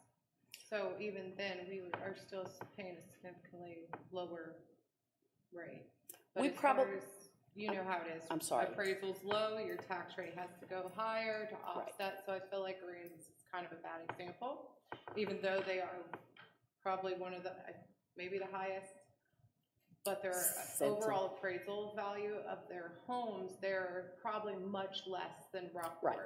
Therefore, their rate has to be higher to offset that. But if you look at Portland, I would say with the growth that they've had, And the past years, they're probably the most similar to us as far as appraisal rates go. Maybe, except they have a huge influx of sales tax. That's fair, and the industry. Right, so they have industry almost all of those cities have industry and significant sales tax that we are lacking in. So we're trying to support a city on ad valorem, whereby Portland probably gets 60% of their M&O from sales tax alone, and we're getting 20 I don't or think less. we really can compare to any of those cities, because we're just such a odd duck out. It is, yeah. And one of the reasons we need to go up this year is because appraisal rates did slow. You know, those past years when it was rapidly increasing, that's why the no new revenue rate allowed us to go down. It didn't allow us to, but we did. And so with a slow this year, it puts that no new revenue rate higher, and then we want to add the additional INS on top of that. I think it's also important to consider with the appraisals, we're going to continue to see, I believe, a high number of protests. So we're going to have to understand that in the next couple of years. You're not going to see a big increase. That's going to allow us to bring it down. And that's also the part that's squishy. You know, protests will come in and get settled, some things like that. So those are the things that make it a 1/16 of a cent squishy on each side. So, you know, numbers are going to be rounded a little bit different, but you're absolutely right. Robbie had a slide in one of the last presentation of the average household tax bill in certain, we picked some cities. He did. Compared. I should have put that in here. If we could see that on maybe on the next presentation. I mean, that would be another good comparison. The average tax bill. Yes, ma'am. Like this graph here, but it also shows that our average tax bill in City of Rockport is less than. It's still less, yeah. It's still less than Senton and Portland. We'll get that on there next week, next meeting. And that was even with what I think we did our increase too. Oh, it's in the proposed budget, which is on your stick that I gave you there. It's green. Okay. But we'll get it on the screen next week. So public can see it. Absolutely. Presentation. Just kind of go a step further now. I know the next meeting is going to be a public hearing for the tax rate. So we're going to have public coming out here speaking. Maybe we can put something out there beforehand, like these little. So my intent was to get Why, like just a little bit. this guy out there. Can we get somebody started? Yeah, I think the comparisons are important. Okay. Well, this whole thing will be on the web, and then we'll do some social media stuff too. We'll get it out there. Let's get more engagement. Maybe some out there on the tables. Sure, whatever you want. Some handouts. Yep. So we now have, if you go to our webpage, there is a big button that says, budget tax rate. So we're dumping a lot of relevant information there. Like the increment thing that I handed out to you, that's been put up there. This will be put up there. The proposed budget will be up there. So our website is going to have a lot of information, and then we'll push it out. For us to consider the audience, you're going to have a small handful of people that are going to dive into the data of it, and then you're going to have a visual audience. And I think it's important that for the majority, we need to get that visual audience to understand better by minimizing the information we're giving into something that's easy to read, interpret. Okay. I think that's important. Yes, ma'am. Anything else? Awesome, thank you. Are we prepared right now to try to schedule a date for the hearing on the proposed tax rate? I don't believe we are. This item number 9. Consider record vote, schedule date, time for required public hearing on the proposed tax rate. Are we prepared to do that? Mayor and council, yes, sir. We need you to do that. So Anna over at the appraisal district can put in her final numbers. Robbie can give you the details that need to be considered, date and time, I guess. And we will need you to vote for us to go forward with the proposed rate. All right. I make a motion to approve agenda item number 9 with recommendation, city council set the public hearing on tax rate on August 27th, 2024 at 6:30 p.m. I have a motion. Do I have a second? I'll second. I have a motion and a second. Further concern? What day did you say? August 27th. August 27th, 2024 at 6:30 p.m. Art didn't hear you very well. Other questions? If not, we'll call for a vote. Ward 1. Do we need to do the tax rate? Do we need to mention the rate? Yes. I'm sorry? Can you mention the tax rate in the motion? Can I just continue? Yes, keep going. For the proposed total tax rate of .405294 per $100 of valuation. Thank you. And I still second it. And we still have motion second. Any further questions? Recorded vote. Ward 1. Aye. Ward 2. Aye. Ward 3. Aye. Ward 4. Aye. Mayor, aye. It is unanimous. Next item, considerations. Consider the request for conditional use permit at 2562 FM 3036. Ms. Dietrich isn't here. What? Yeah. We're going. Yes, ma'am. Come right in.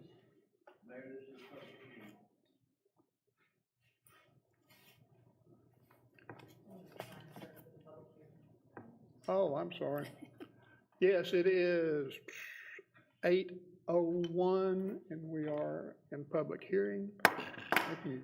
Go right ahead. Hi, my name is Bertina Schreiber, and we own and live at the property of 2562 FM 3036. I was here a week ago, and the zoning and planning, I guess you all received that information, but they said they were going to recommend to the city council and for this meeting that we be considered to receive this conditional use permit. It took us a little while to get there, but that was the outcome of the zoning and planning hearing that night. So I'm just following up today to say that we had a lot of different communication from the city, what we could have in place. First, we couldn't have it, and then we could possibly have it as an office if we would submit a permit. So we did that, and then we received an email from Carrie Dietrich saying that we had to move it off of our property. And then that was followed by an email saying, no, we could leave it on there as an RV, but we had to disconnect it from utilities. So then it wouldn't be used at all. And it's really not your traditional recreational vehicle. It is a tiny home that's 399 square feet. It is, has a metal roof. It looks like a little house. It has an air conditioning mini split unit that's on the ground outside of it. It has a front porch and stairs on the side. And so it's not something you hook up to a truck and move it down the road. Okay. So we felt like the compromise here would be to go back to the idea of having it as an office, because my husband did start a new business. He has gotten quite busy. We've needed it for office space, and we actually have a computer desk and printer and all of that over there to try to get it out of our house. So it's all on our 2.13 acre property, which is zone commercial, though we do live there. And so at this point, I would ask gracious consideration of the council to allow us to have the conditional use permit, granting us the ability to use it since it is in place. The original cost of the building is $70,000, and we have a $12,000 slab, and it is tied down to that slab. And the code enforcement officer has seen it and said it was better tie down than he had seen in anything else in Rockport. So it is very substantial, and I guess that's about. Yeah, that's what we propose, is to be able to use it as an office. Thank you, ma'am. Anyone else? This is a public hearing. Anyone else want to address this particular item? If not, okay. Thank you. Thank you. Consider approval of first two readings of ordinance number 1942, granting conditional use permit for the purpose of allowing the use park model RV as an office on the property located at 2562 FM 3036, also known as 76 Joseph Hollis Survey, 2.131 acres, City of Rockport, Aransas County, Texas, subject to compliance with conditions stated within this ordinance as well as those stipulated in the City of Rockport Code of Ordinances, repealing all ordinances in conflict herewith, providing for severability and providing an effective date. Do I have a motion? Hold on, Mayor. I think we're now going to discuss this topic. We had a public hearing. Now we're going to do the presentation. Okay. I'm here on behalf of Carrie Dietrich, our building official and community planner. She's not able to be with us this evening. We did hear this last week with the Planning and Zoning Commission. The city did make a presentation to the Planning and Zoning Commission, and we let them know that the park model RV that is being used as an office is in violation of our codes of ordinances. It is a park model RV, and it is not allowed in its present location. The owners are asking for a conditional use permit to allow that RV to be on the property. Our recommendation to the Planning and Zoning Commission was to deny the request. The Planning and Zoning Commission is recommending to you to approve the request. If you do approve the request, just remember that this is an RV. It is in violation of the ordinance. I would recommend that if you do move to approve the request, that specifically that this park model RV be allowed to be used for an office only. And by granting that conditional use permit, if somebody were to come in and decide they wanted to change it and use it as a mother-in-law house or use it as a vacation rental, it would still be in violation of our codes of ordinances. So if we allowed them to have the RV on the site, but it could only be used for an office, it could not be used for something else. So we do have one member of the Planning and Zoning Commission that is here tonight if you need to ask questions about why the Planning and Zoning Commission decided to grant the request. I would like to hear why. If Kim, come up here. Ms. Hesley?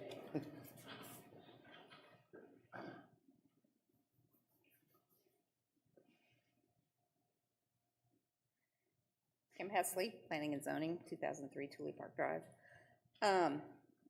We really felt like, even though this is categorized as an RV, I drove by and looked at the property, looked at the unit, and it's very well done. We had a lot of discussion about the fact that it is very well done and it fits the property, and we really felt like this was a unique situation.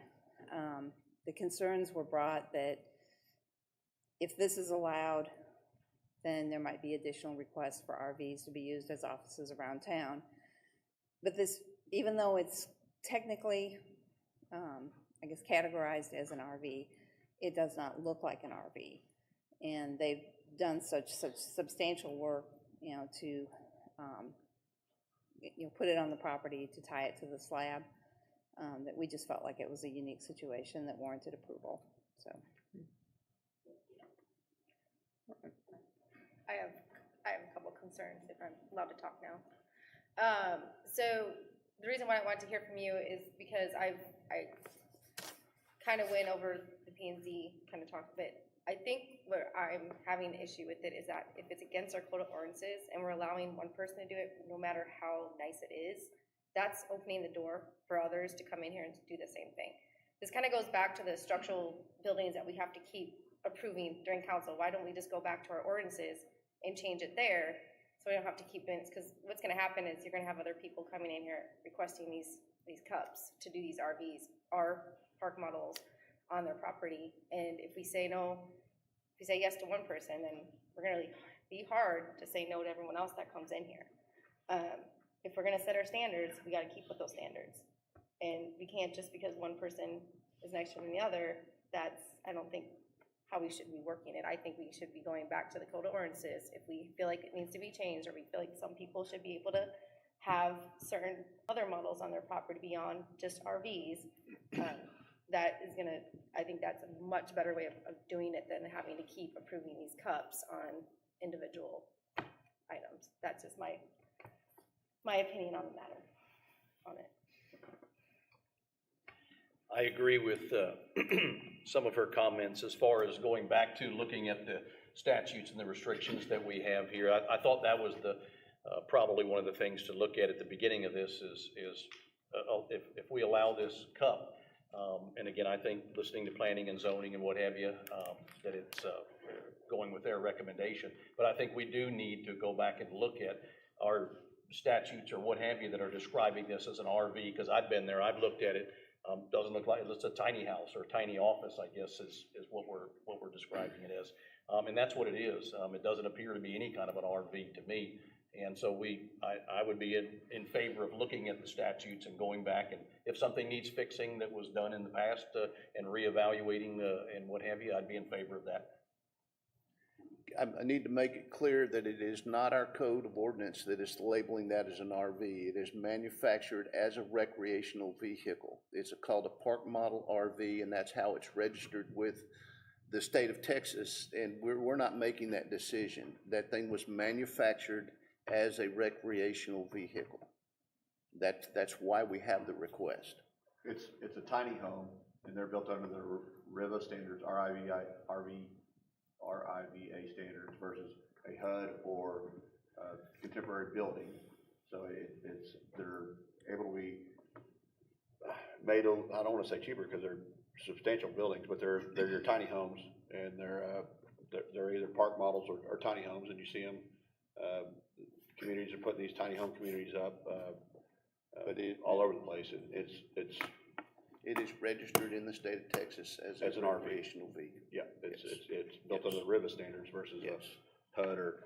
And to address some of Councilperson Hatman's claims, each request that comes through the Planning and Zoning Commission, the Planning and Zoning Commission listens to each request, and they make a recommendation based on the merit of the request.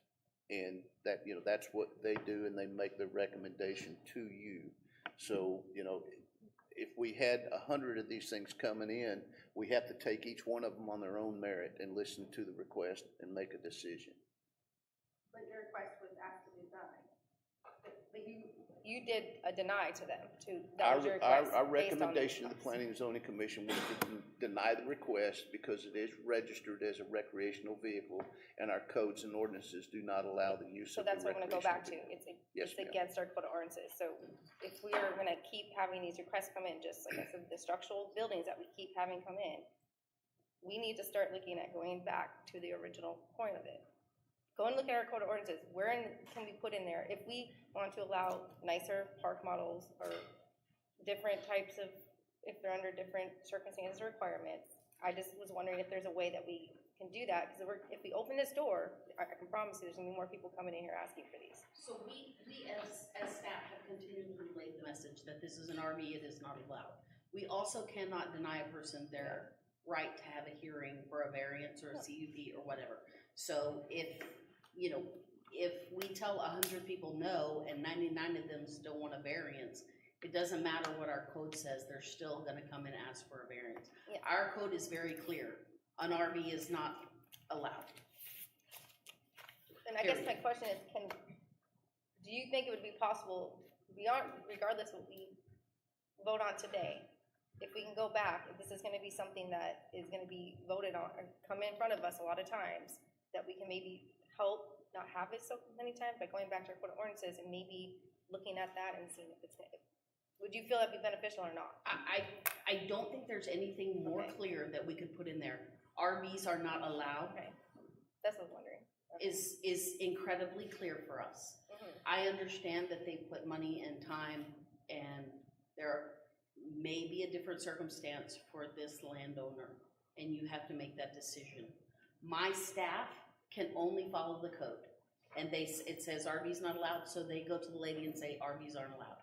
Code enforcement says RVs aren't allowed, so they're gonna go give her a ticket or whatever code enforcement does. My guys are just doing their job. So there's nothing more stringent that we can put in the code than they are not allowed.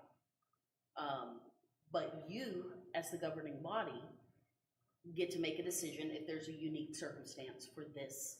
And I think that's the point of the cut, is it's a one-off, if you will. Now, we may see more one-offs And coming down that's the what I'm road. saying, we don't but- get to deny anybody their right to come and appeal to you. But we don't have to approve every cut. You don't have to approve any. And just because this one may or may not get approved, next week, one just like it may not get the recommendation. I mean, it's a, Now, am it's, I right? Or if or it has, we if set it's ourselves? just like it, Well, I'm that sorry, would not be just like, selective enforcement, but, well, yeah, So, just to provide some clarity, I mean, just you know, it's like it's real estate here, so, right, no two properties are similarly situated, right? So in your zoning ordinance, y'all have adopted standards that y'all need to consider when you're adopting a CUP, okay? So if the request that's, Vanessa's right, the staff has no discretion. If it doesn't fit, it doesn't fit. Y'all have that discretion now to determine, well, is there a circumstance, you know, will it affect the neighbors? Well, are there sufficient utilities?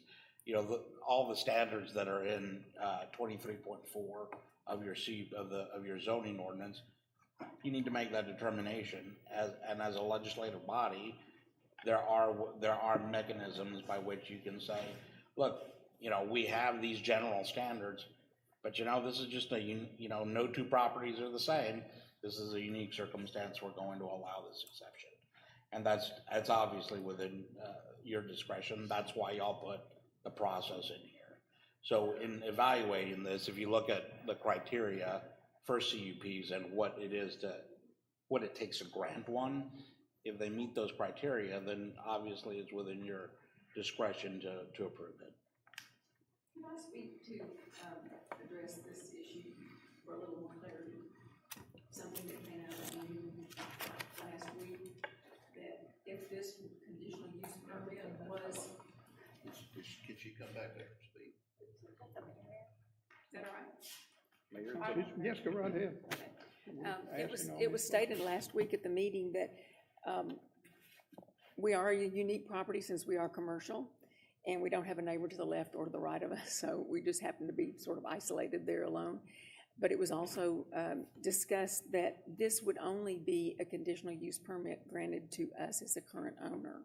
If we sold, this permit would stop, it would cease, because it would be for this individual permit that was granted because we applied for it as owners. So I think that needs to be clarified. And also, last week I went in to protest one of our properties, and I was at the appraisal district, and the first thing we discovered is that we've already been taxed on it because that's an extra 400 square feet they've included in our square footage for our home. And I knew there was a problem because we're 2,700 square feet and we were being taxed on 3,151. And that just didn't seem right to me in 1 year that would have changed. And then, so when I went down to talk to, at the desk review, he said, well, we have the small house here on your property, we have that figured into your square footage.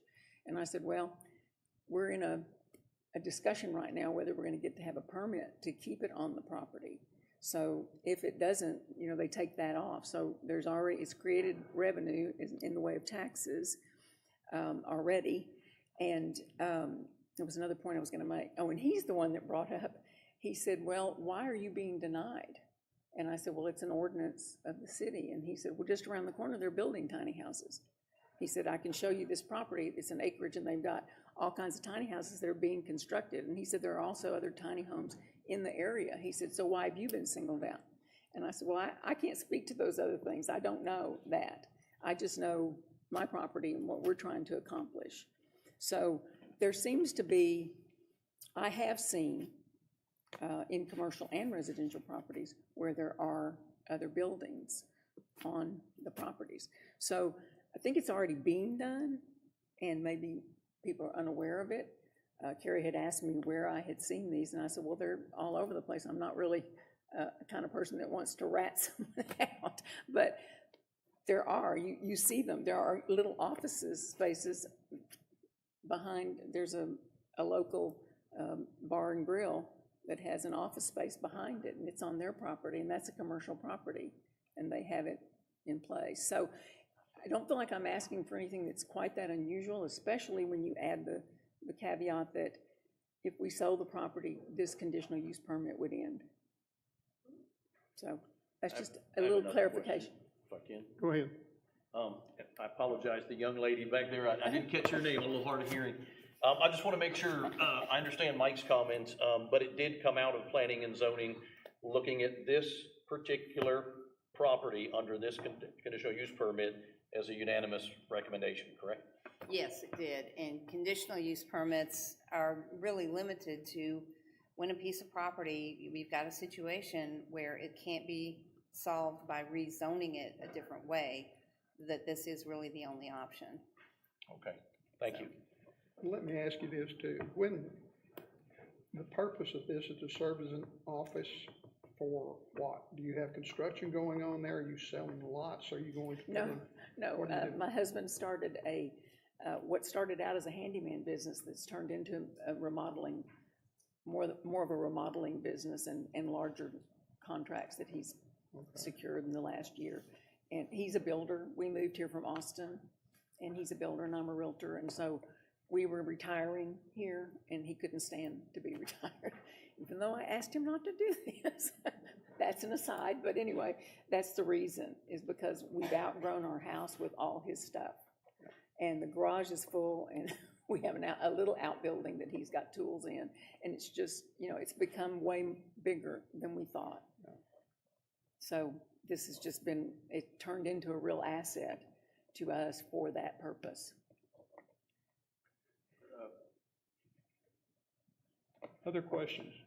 Are we in the cup? Can we designate the use only as office space and not as an accessory dwelling unit? That is how the application was put in. We can do that in that cup. It'd be. Yes, sir. Okay.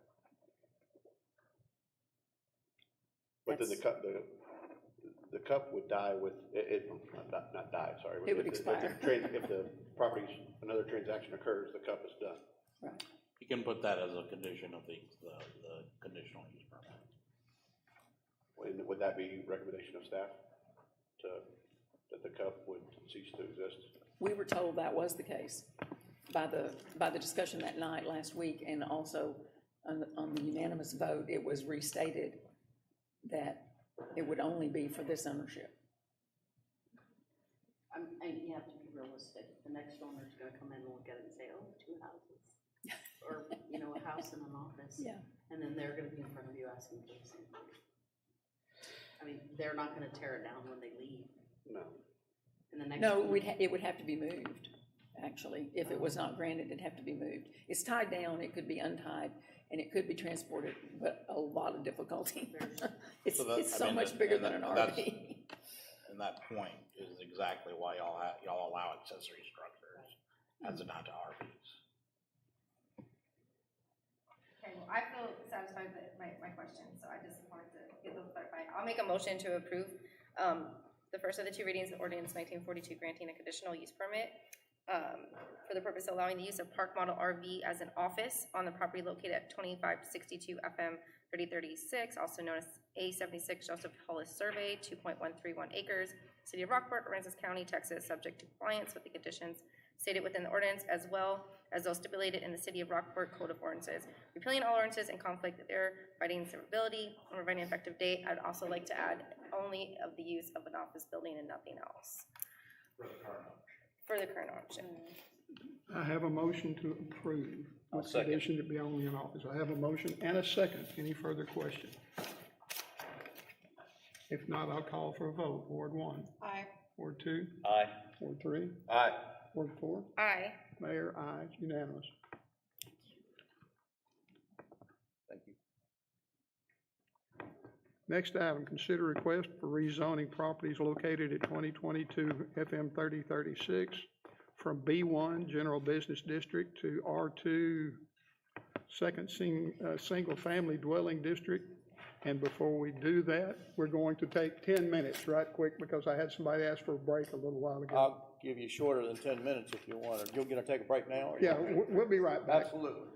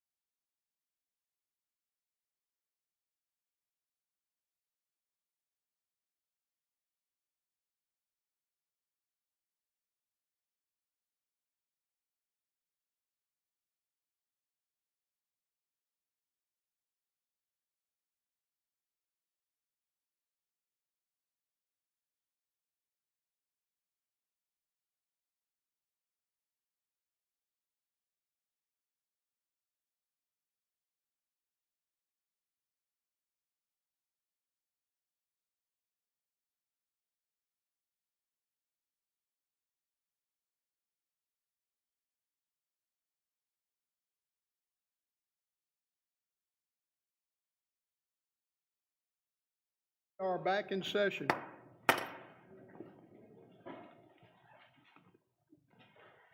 Mr. Bond. Hi, thank you.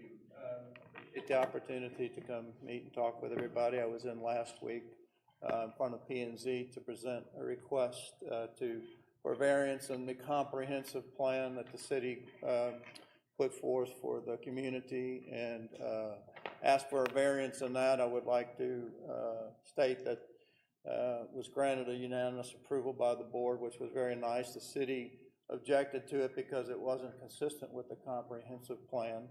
I would like to state that I respect that point, but I would like to give a little personal testimony, and that I've been in development for 40 years and planned communities in several states and numerous municipalities and cities and private and developments. And in the 40 years that I've been doing it, any project of any size of 20, 30, 50 acres to 5,000 acres, I've never hit a concept plan from what I thought it would be to where it would be at the end of the game. So concept plans and comprehensive plans, I get them, they're great maps, but I view them as viewable, as breathable documents that will adapt to the market, provided it's a win-win for the city. And I think this request is a win-win for the city, where we're asking that some of the commercial property be rezoned for a R2 residential. And that's for two reasons. Our builder that I was able to bring to this community, D.R. Horton, which is the world's largest home builder, is building an affordable home for first-time home buyers, something I've been working to try to bring in this community for 15 years. I personally worked with one of my development groups that I work with out of Houston, Johnson Development. They had a commercial division called Lasco that's done retail development in multiple states and millions of square feet. We contracted the corner of 5 acres of the Kokomo project for them to put a 7-Eleven in the corner and do some retail on some of the property that I'm here to talk about today. We run the contract for 2 years with them. We got the 7-Eleven deal done. They were unable to deliver or bring any other retail user to that project. And very simple reason is nobody was ready to come, because retail is supported by rooftops, and you can't build retail and they come. You build residential and then the retail comes. So the site's not quite ready. I think fortunate for the city and for us as developers, this will allow us two things to do. Gives us an opportunity to collaborate with our neighbor to the south to work on some detention, because that's where D.R. Horton was going next. We'd like to put that off and work with the landowner, the developer to the south, to regionalize that detention pond, and we're working on that. The engineers are working on that. That's where D.R. Horton, so that we can then move D.R. Horton to these commercial reserves. You see the preliminary plat. We've got 44 lots that we're proposing. The lots are smaller than, and oh, by the way, this is like the third change, I think, from the original plat that we filed in Kokomo, just to give you an idea that these plans are breathable and they should adjust and adapt to the market, provided they're good for the community. And I'm all about what's best for the community. My family's been here as long as the Rundrets, and I want my kids and grandkids to be in an area that I'm protecting and help protect what the valuable resources are of this community.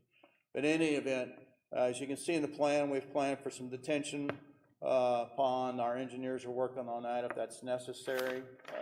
We've been asked to address making that an amenity. That had been my plan, and now that I've gotten involved in the Kokomo project, I'm trying to get something more pleasing and aesthetic for residential communities than just what we would call rack and stack lots. So we're asking for a small variance. We have 50 by 145 lots in phase 4 and 5. This is phase 6. We're putting off phase 5, which is 50-foot by 150-foot lots, as I recall. These lots are 50-foot front by 115 feet. Be a little smaller backyard. The price point's going to be a little bit different. It's going to be at a price point that'll bring in perhaps more buyers that can buy first-time homes. So that's the request. That's the purpose for the request. It will help, I think, create anywhere from $15 to $20 million in tax put on your tax rolls. versus what commercial, I don't know what what projections would be from sales tax if and when it were to be developed into commercial. I think there's an abundance of commercial property on the bypass, and I think it will all be filled, probably not in my lifetime, but it will when rooftops get built, and we'll see a big transition from Business 35 to the bypass. I've seen that in my life, in my career of development of 40 years, happen numerous times. It will happen. The commercial will move to the bypass when the residences and the rooftops get in that area. And so that's my presentation, and I'm asking for the city to consider approving the change in the zone. Anybody have any questions? I have a question. Yes, You ma'am. say these lots are projected to be a little smaller. It's a public hearing. Yes. You can close it out. Yeah. Go ahead and have a seat. We're going to see if anybody else wants to talk more. Mike can come get to us. Anybody else want to address this issue? Anybody else here that wants to talk about this during the public hearing? Mr. Donahoe. Let me read the caption here. We'll go from here. Let me read it instead of, Close your public hearing. yes, we're going to. Sorry. Thank you. It is 8:40. We're closing the public hearing. Let me read the caption. Consider the approval of first of two readings, ordinance number 1943, amending the official zoning map as stipulated in Article 4.1 of the City of Rockport zoning ordinance number 1027 by changing the zoning of land from B1 General Business District for property located at 2202 FM 3036, also known as lots 64A, 64B, 64C, as shown on the Kokomo PH 6 preliminary plat and lot 65, block 1, Kokomo PH 2, or accurately describes on the attached Exhibit A to R2 Second Family Dwelling District, repealing all ordinances in conflict therewith, providing for severability and providing an effective date. Mr. Donahoe. Yes, thank you, Mayor. Same thing on this one. We did go before the Planning and Zoning Commission last week, and they voted unanimously to approve the request. Staff did recommend denial, and the reason we recommend denial is that we looked at our comprehensive plan and our future land use map, and the comprehensive plan and the future land use map shows the bypass feeder road as a business corridor. And we were just sticking to our guns to ensure that those, the comprehensive plan was being followed, and the future land use map, you know, it's not etched in stone or anything, but that is one of the business corridors that we see for the city of Rockport. And, you know, the requester did, you know, make some valid points about building rooftops that attracts, you know, the commercial and everything. But it was originally platted for commercial. They did try to sell it. Now they're coming back and requesting a rezone and asking for homes along the bypass feeder road. Some of the things that we thought about as staff was possibly a recommendation for some sound barrier along the bypass feeder road. You know, if they're going to build homes there, maybe a sound barrier to help those that do buy homes along there. Again, we have Ms. Hesley here from the Planning and Zoning Commission. If you want to hear from her, she's basically going to tell you the same kind of thing, that, you know, they considered the request, they looked at it, and they determined that they thought that this would be best use of the property. So, be happy to answer any questions that y'all have, or you can call Mr. Bone back up and ask him questions. Okay. You have anything you'd care to add? Okay. Okay. Council, questions?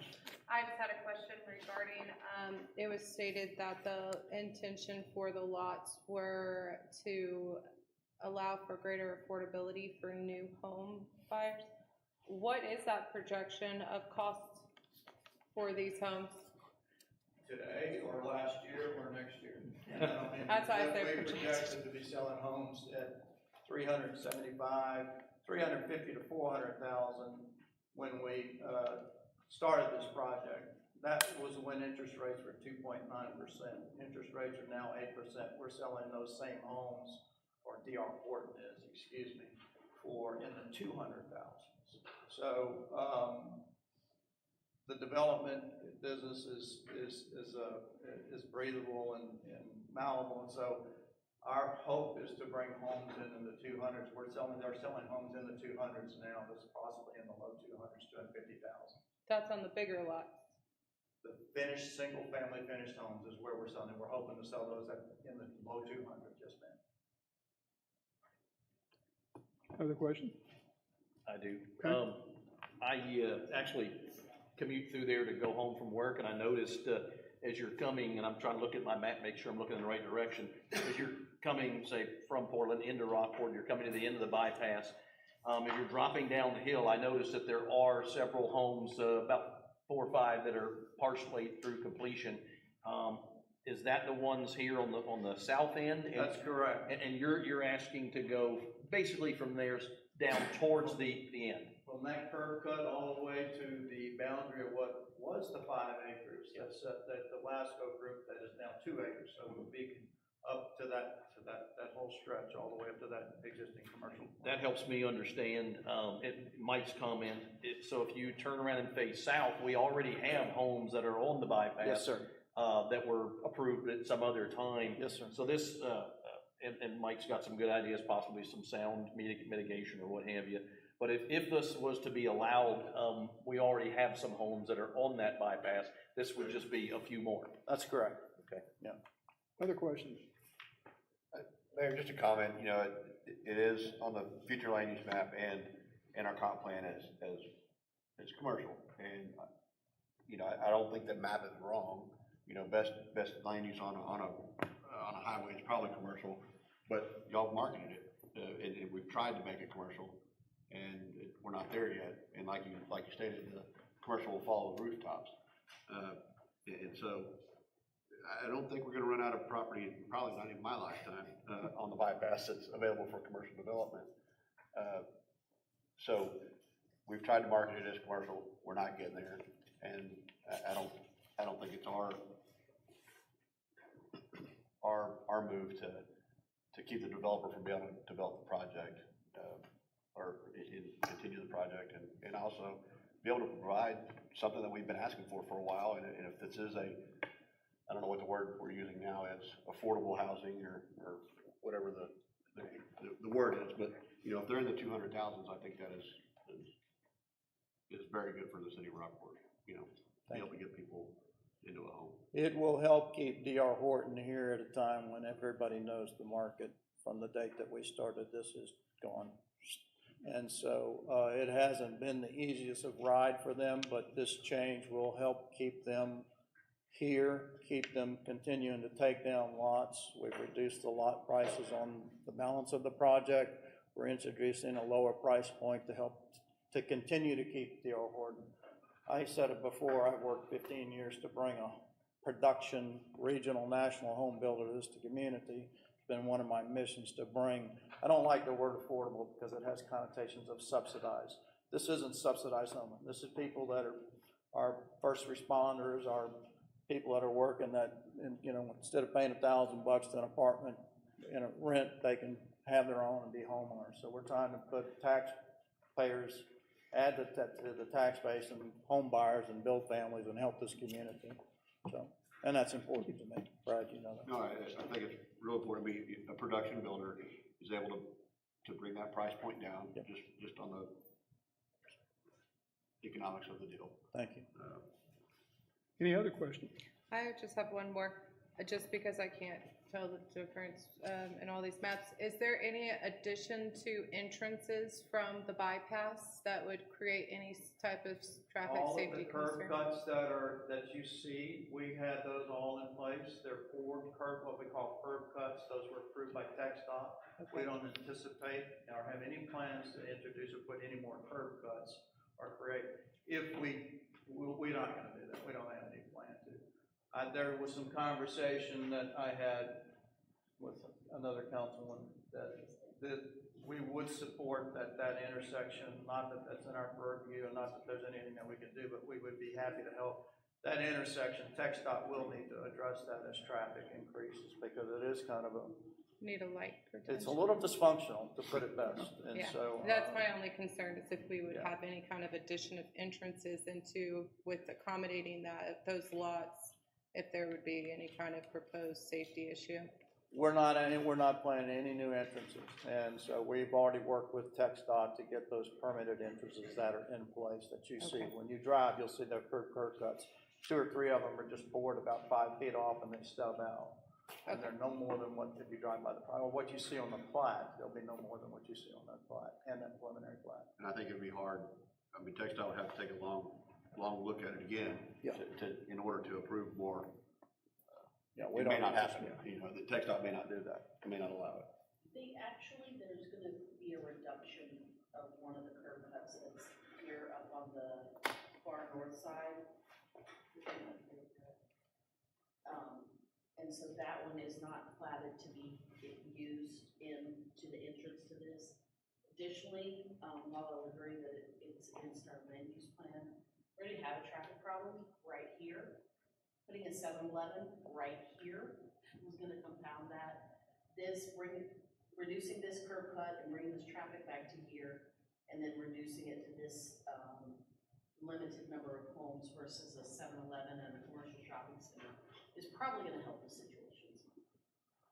Thank you, Vanessa. Anyone else? I move to approve item 11 as presented. I have a motion, I have a second. I have a second. motion and a second. Any further questions? If not, we'll call for a vote. Ward 1, Aye. Ward 2, Aye. Ward 3, Aye. Ward 4. Aye. Mayor, aye, it's unanimous. Thank you all very much. Appreciate your time. Next item, consider approval of the first of 2 readings, ordinance 1944, establishing Convention and Visitors Bureau Advisory Board and providing for the duties of such board, providing a severability clause, providing an effective date. Ms. Ronner. Mayor and council, we have, sorry. It's late. I know, right? We've talked about bringing the advertising portion of the CVB into, or under the umbrella of the city, and having that person report to a board. Much like Brittany reports to a parks board, there'd be an advisory board for that person. So we're making sure that we get everybody represented that needs some service out of the board. So what you have is an ordinance before you. I've already been approached with one question. If Councilmember Hatman doesn't mind, I'll go ahead and speak to that. Or if you do, you can ask your question. Just speak on it, or you want? No, I will if you don't mind. Yeah, you can. So the question was brought up that the chamber president is an ex officio member as opposed to a member of the board.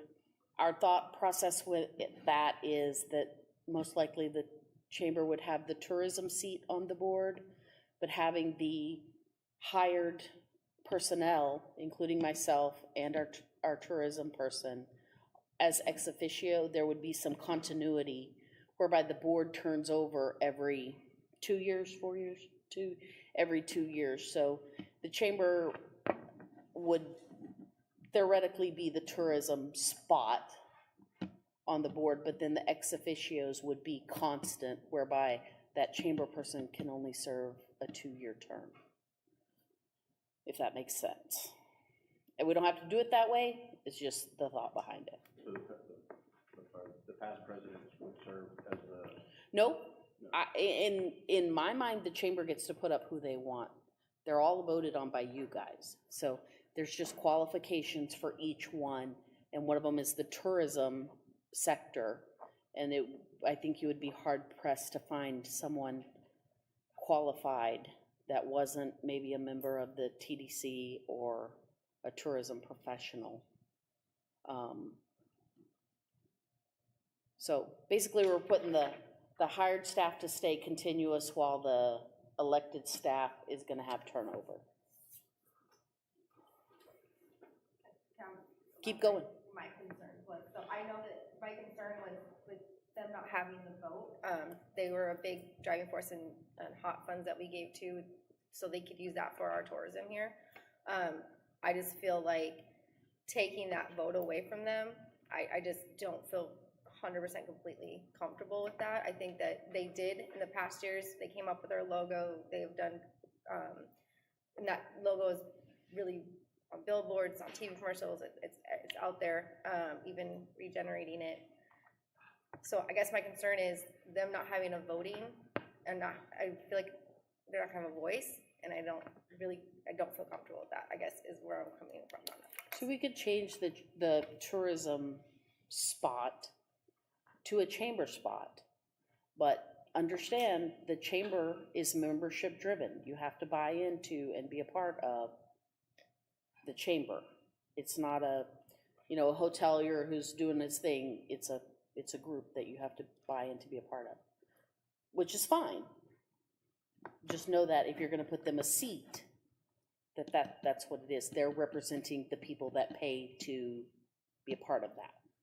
But they're also representing, they also have the visitor center, and they are I guess they are membership driven, but they also are people that represent a lot of the businesses that are in our community. Yep. So they are the ones that people go to when they're trying to figure out what to do in Rockport, trying to figure out, I got there so I can promote my business, I can promote to these people and all that. So they're gonna have a lot of insight and a lot of knowledge on that end of it. So I don't look at it as a membership driven thing. I'm looking at it as this is what they've been doing for us for so many years. And they do a lot of our promoting. And so there's so much more than that, than just the membership driven thing. So I know, and I know that they have a concern not being able to vote as well. So I want to just address that, and that's just where I'm coming from on that end. So would you want to add, just a seventh seat? Is that what you're saying? Like I would like them to be a voting member. That'll give us an odd number too. that would give an odd number, which would be beneficial, I think. Yeah, I just think. That way there's not a split vote, not that there would be. Is it gonna cause any kind of conflict looking at any of the other positions, thinking of who would potentially apply into those seats? That's something we need to ensure there's complete fairness, transparency across the board with this process when it's at establishment. I know it's gonna be something we have to grow with, but, and I agree with Andrea. Every seat has qualifications, so the qualification of that one would be that you have to be a member of the chamber. Or if you want to put the president on there and remove them as an ex officio, that's fine too. But then you lose the chamber continuity on the backside, because they're gonna have to put up someone else to be reelected. They don't have to, I guess they could keep putting up the same person. It would be a chamber choice. But there's qualifications for every seat on there. We need to be very clear, though, that the chamber and the CVB are two very different things, and they are funded in two very different ways, and we can't mix those up. So the chamber has been doing some marketing, and the CVB has been doing marketing. We're gonna continue the CVB. That's the part that the city is taking in. We're not taking out chamber marketing. They get to do with their money what they want. I just thought of this. So, just a thought. I'm not saying this way. So, with that seventh seat, could we do something with like the TDC, since they're the tourism development thing, and then we can keep the president as the ex-officio, Yeah, keep them as the down there? that was my thing. So we have a seat for tourism, and you have a TDC that is a function of the chamber. So it's not a function of the CVB, which uses the hot taxes. It's a function of the chamber. And in my mind, the chamber would put the president of the TDC or a member of the TDC on the board that is a voting member. And then again, the paid staff, whether it's myself or my successor or whoever, and the paid staff of the chamber and the paid staff of the CVB have the continuity of knowledge.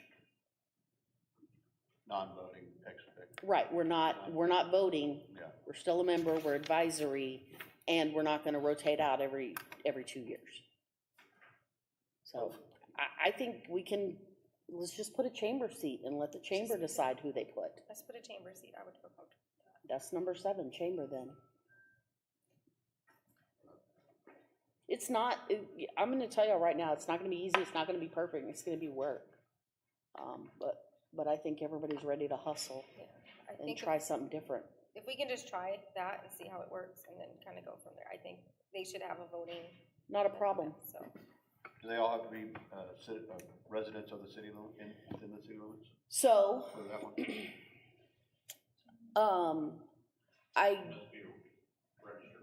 They have to be, right, and then remember, we have the 2 seats. One, if the county wants to join, they will get a seat, and one, if the town of Fulton joins, then they will get a seat, just the same as we do. So the 3 taxing entities will have 1 vote each. so if we're approving this, I'm just making that one change to add the 7th seat for the chamber. Got it? Okay. So what y'all have in front of y'all, the loose is a little bit different than what was posted in the packet. I made some non-substantive changes to it, added some definitions and things like that that weren't in there. And the one thing that I did add, just kind of for efficiency's sake, was just to make to make the term staggered, so you're not having to reappoint an entire board every 2 years, but annually you'll be replacing half of it, in this case now, 4 in 1 year and 3 in the following year. Are you comfortable voting on that with the changes you've made? So, the chamber would take seat 7, but we have 2 other potential voting entities, so would we need to correct that? They're- Add an additional reserved in case? They're left vacant, so they can join at any time. I know, but it lists 8, and if the chamber takes that number 7, it only. That was one of the changes that were made. Yep. Oh, it is, okay, I just wanted to make sure that. Okay. Yeah, there's only 6 right now. Okay. Any So other- I guess then if they join, we'll come back and add a seat. Well, the vote, or the motion is to accept this plus add the chamber, then the conform. Okay.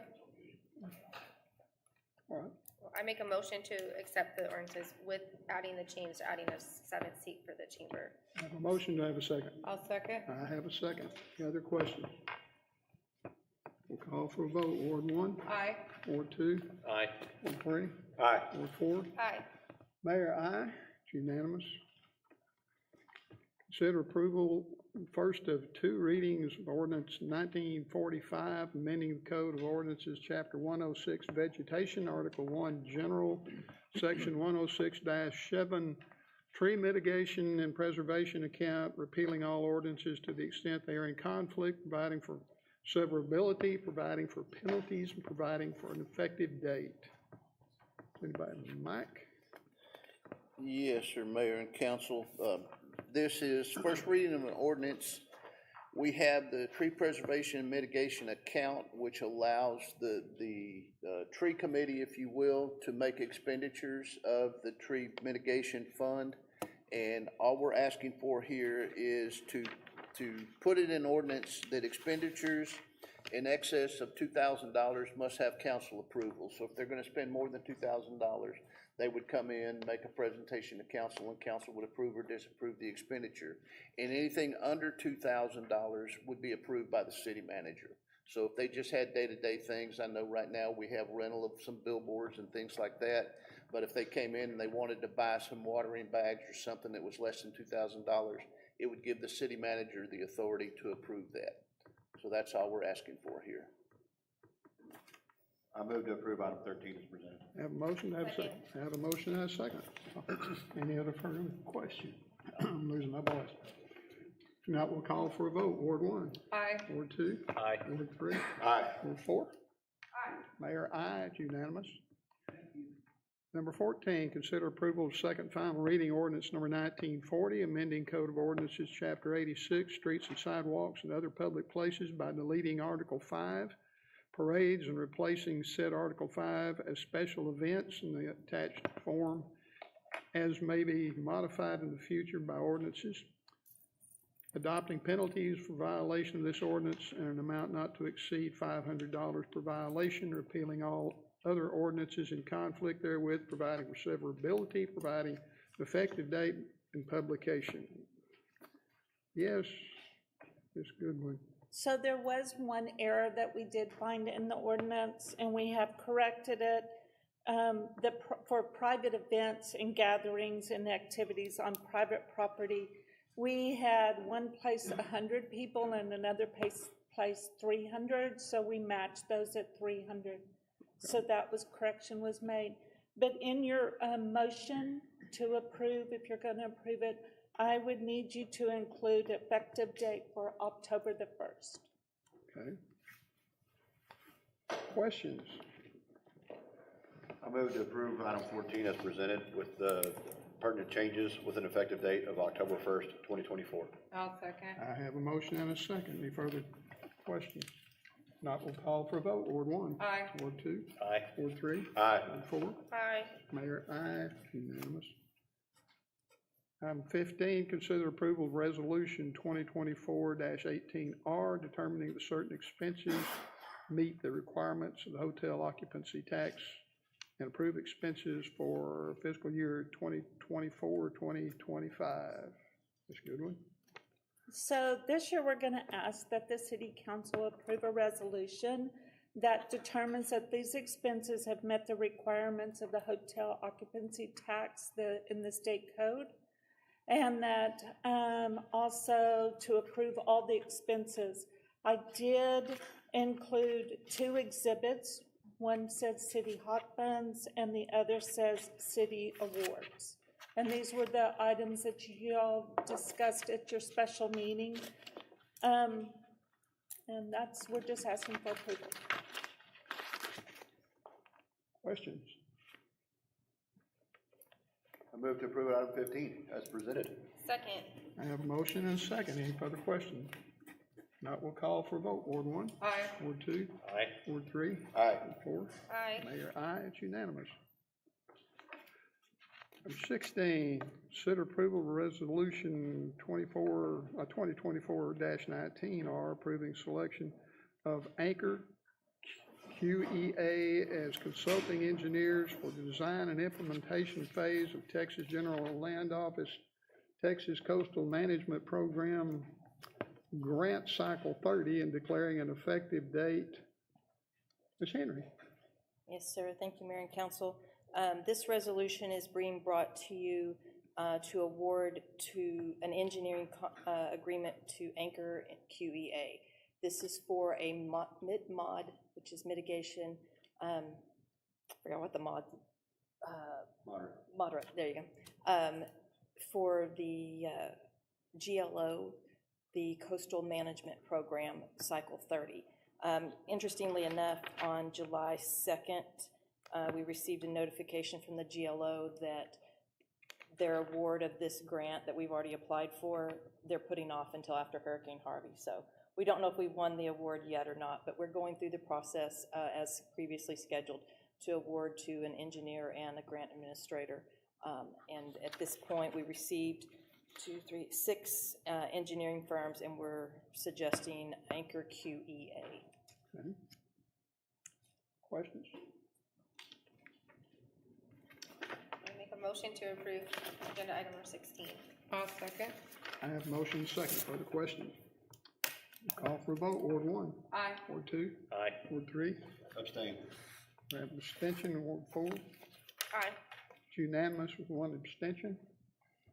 Item number 17, consider approval of resolution 2024-2OR or 20R, out of 20R, approving the selection of Langford Community Management as grant administration of the Texas General Land Office, Texas Coastal Management Program, Grant Cycle 30, declaring an effective date. Ms. Henry. Again, Mayor and Council, this is the same grant cycle as previously mentioned through the GLO, and we received 3 responses for our RFPs, and the staff's point system, Langford would be the high point system on this, and therefore staff recommends awarding to Langford. All right. How many, we worked with Langford previously on some other grants? Yes, they're actually our ARPA grant administrator, and I think there's one other grant we're working on with Langford. I move to approve item 17 as presented. Have a motion, have a second? I have a second. Further question? Call for vote, Ward 1? Aye. Ward 2? Aye. Ward 3? Aye. Ward 4? Aye. Mayor, aye, it's unanimous. Item number 18, consider approval of emergency purchase for electrical control panel and 2 submersible pumps for Gagon Lift Station. Mr. Donahoe. Yes, Mayor and Council, this is merely housekeeping. We talked about this last time. There was a typo on the cover sheet. The Gagon Lift Station was impacted by Tropical Storm Alberto, and it fried the control panel into submersible pumps. So these, the replacement is already being built by Mercer Controls in Edna, Texas, for a cost of $74,170, and we have ordered replacement pumps from Xylem Watering Solutions for a total of $66,072.20 for a grand total of $140,242.20, and this will get us back operating normally at the Gagon Lift Station. Currently, we're limping along with 1 pump and a portable pump when needed. Is any of this reimbursable from? We have an insurance claim. We have filed an insurance claim on this damage, so we have not heard back from our insurance provider, but we have filed a claim, and hopefully this will be reimbursed. Mike, could you let us know what you hear from the insurance company, please? Absolutely, yes, sir. Please do. Move to approve item 18. It's okay. I was just gonna say, this is a good example of why we need to ensure our utilities are in a better state, because just for this example here with the storm. But I did like the other price tag better. Okay, I have a Yeah, big motion. number missing. Yeah. Move to approve item 18 as presented. I'll second. I have a motion and a second. Any further question? We'll call for vote. Ward 1? Aye. Ward 2? Aye. Ward 3? Aye. 4? Aye. Mayor, aye, it's unanimous. City manager update, you got anything you hadn't already talked about? It's all budget all the time, that's it, and we don't need executive session. Oh, thank you. Motion to adjourn. I have a Oh, motion. wait, I'm sorry, Ward. Calm down. Yeah, I was gonna say, reports from council. Everybody. I'll just be really quick for Brad's sake. We did hold a TERS public presentation this week. A good audience did come, and it was really beneficial. There was actually a lot of involvement, a lot of questions, a lot of kind of open discussion occurred as well. So I was very pleased, and I do appreciate the consultant coming down and doing that for us. I think it's extremely important to give the public the opportunity to participate in those discussions openly. It's probably all for me. Nothing from Ward 2 tonight. We're doing good. All right. Nothing?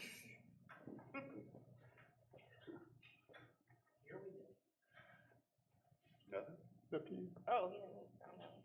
I'm sorry, I didn't realize that's. Yeah, I'm sorry, nothing from me, Mayor. I've got one thing. I'm supposed to be in Austin Friday to address some congressional people regarding TWIA. And kind of look forward to that. If you got any stories you want to tell before I go up there, I'll be glad to write them down. But we're talking about their proposed insurance rate increases, among other things. And so I will be up there doing that. Other than that, I don't have anything. Entertain a motion to adjourn. I make a motion to adjourn. You did it. We're adjourned. Took me like a year. 9:13.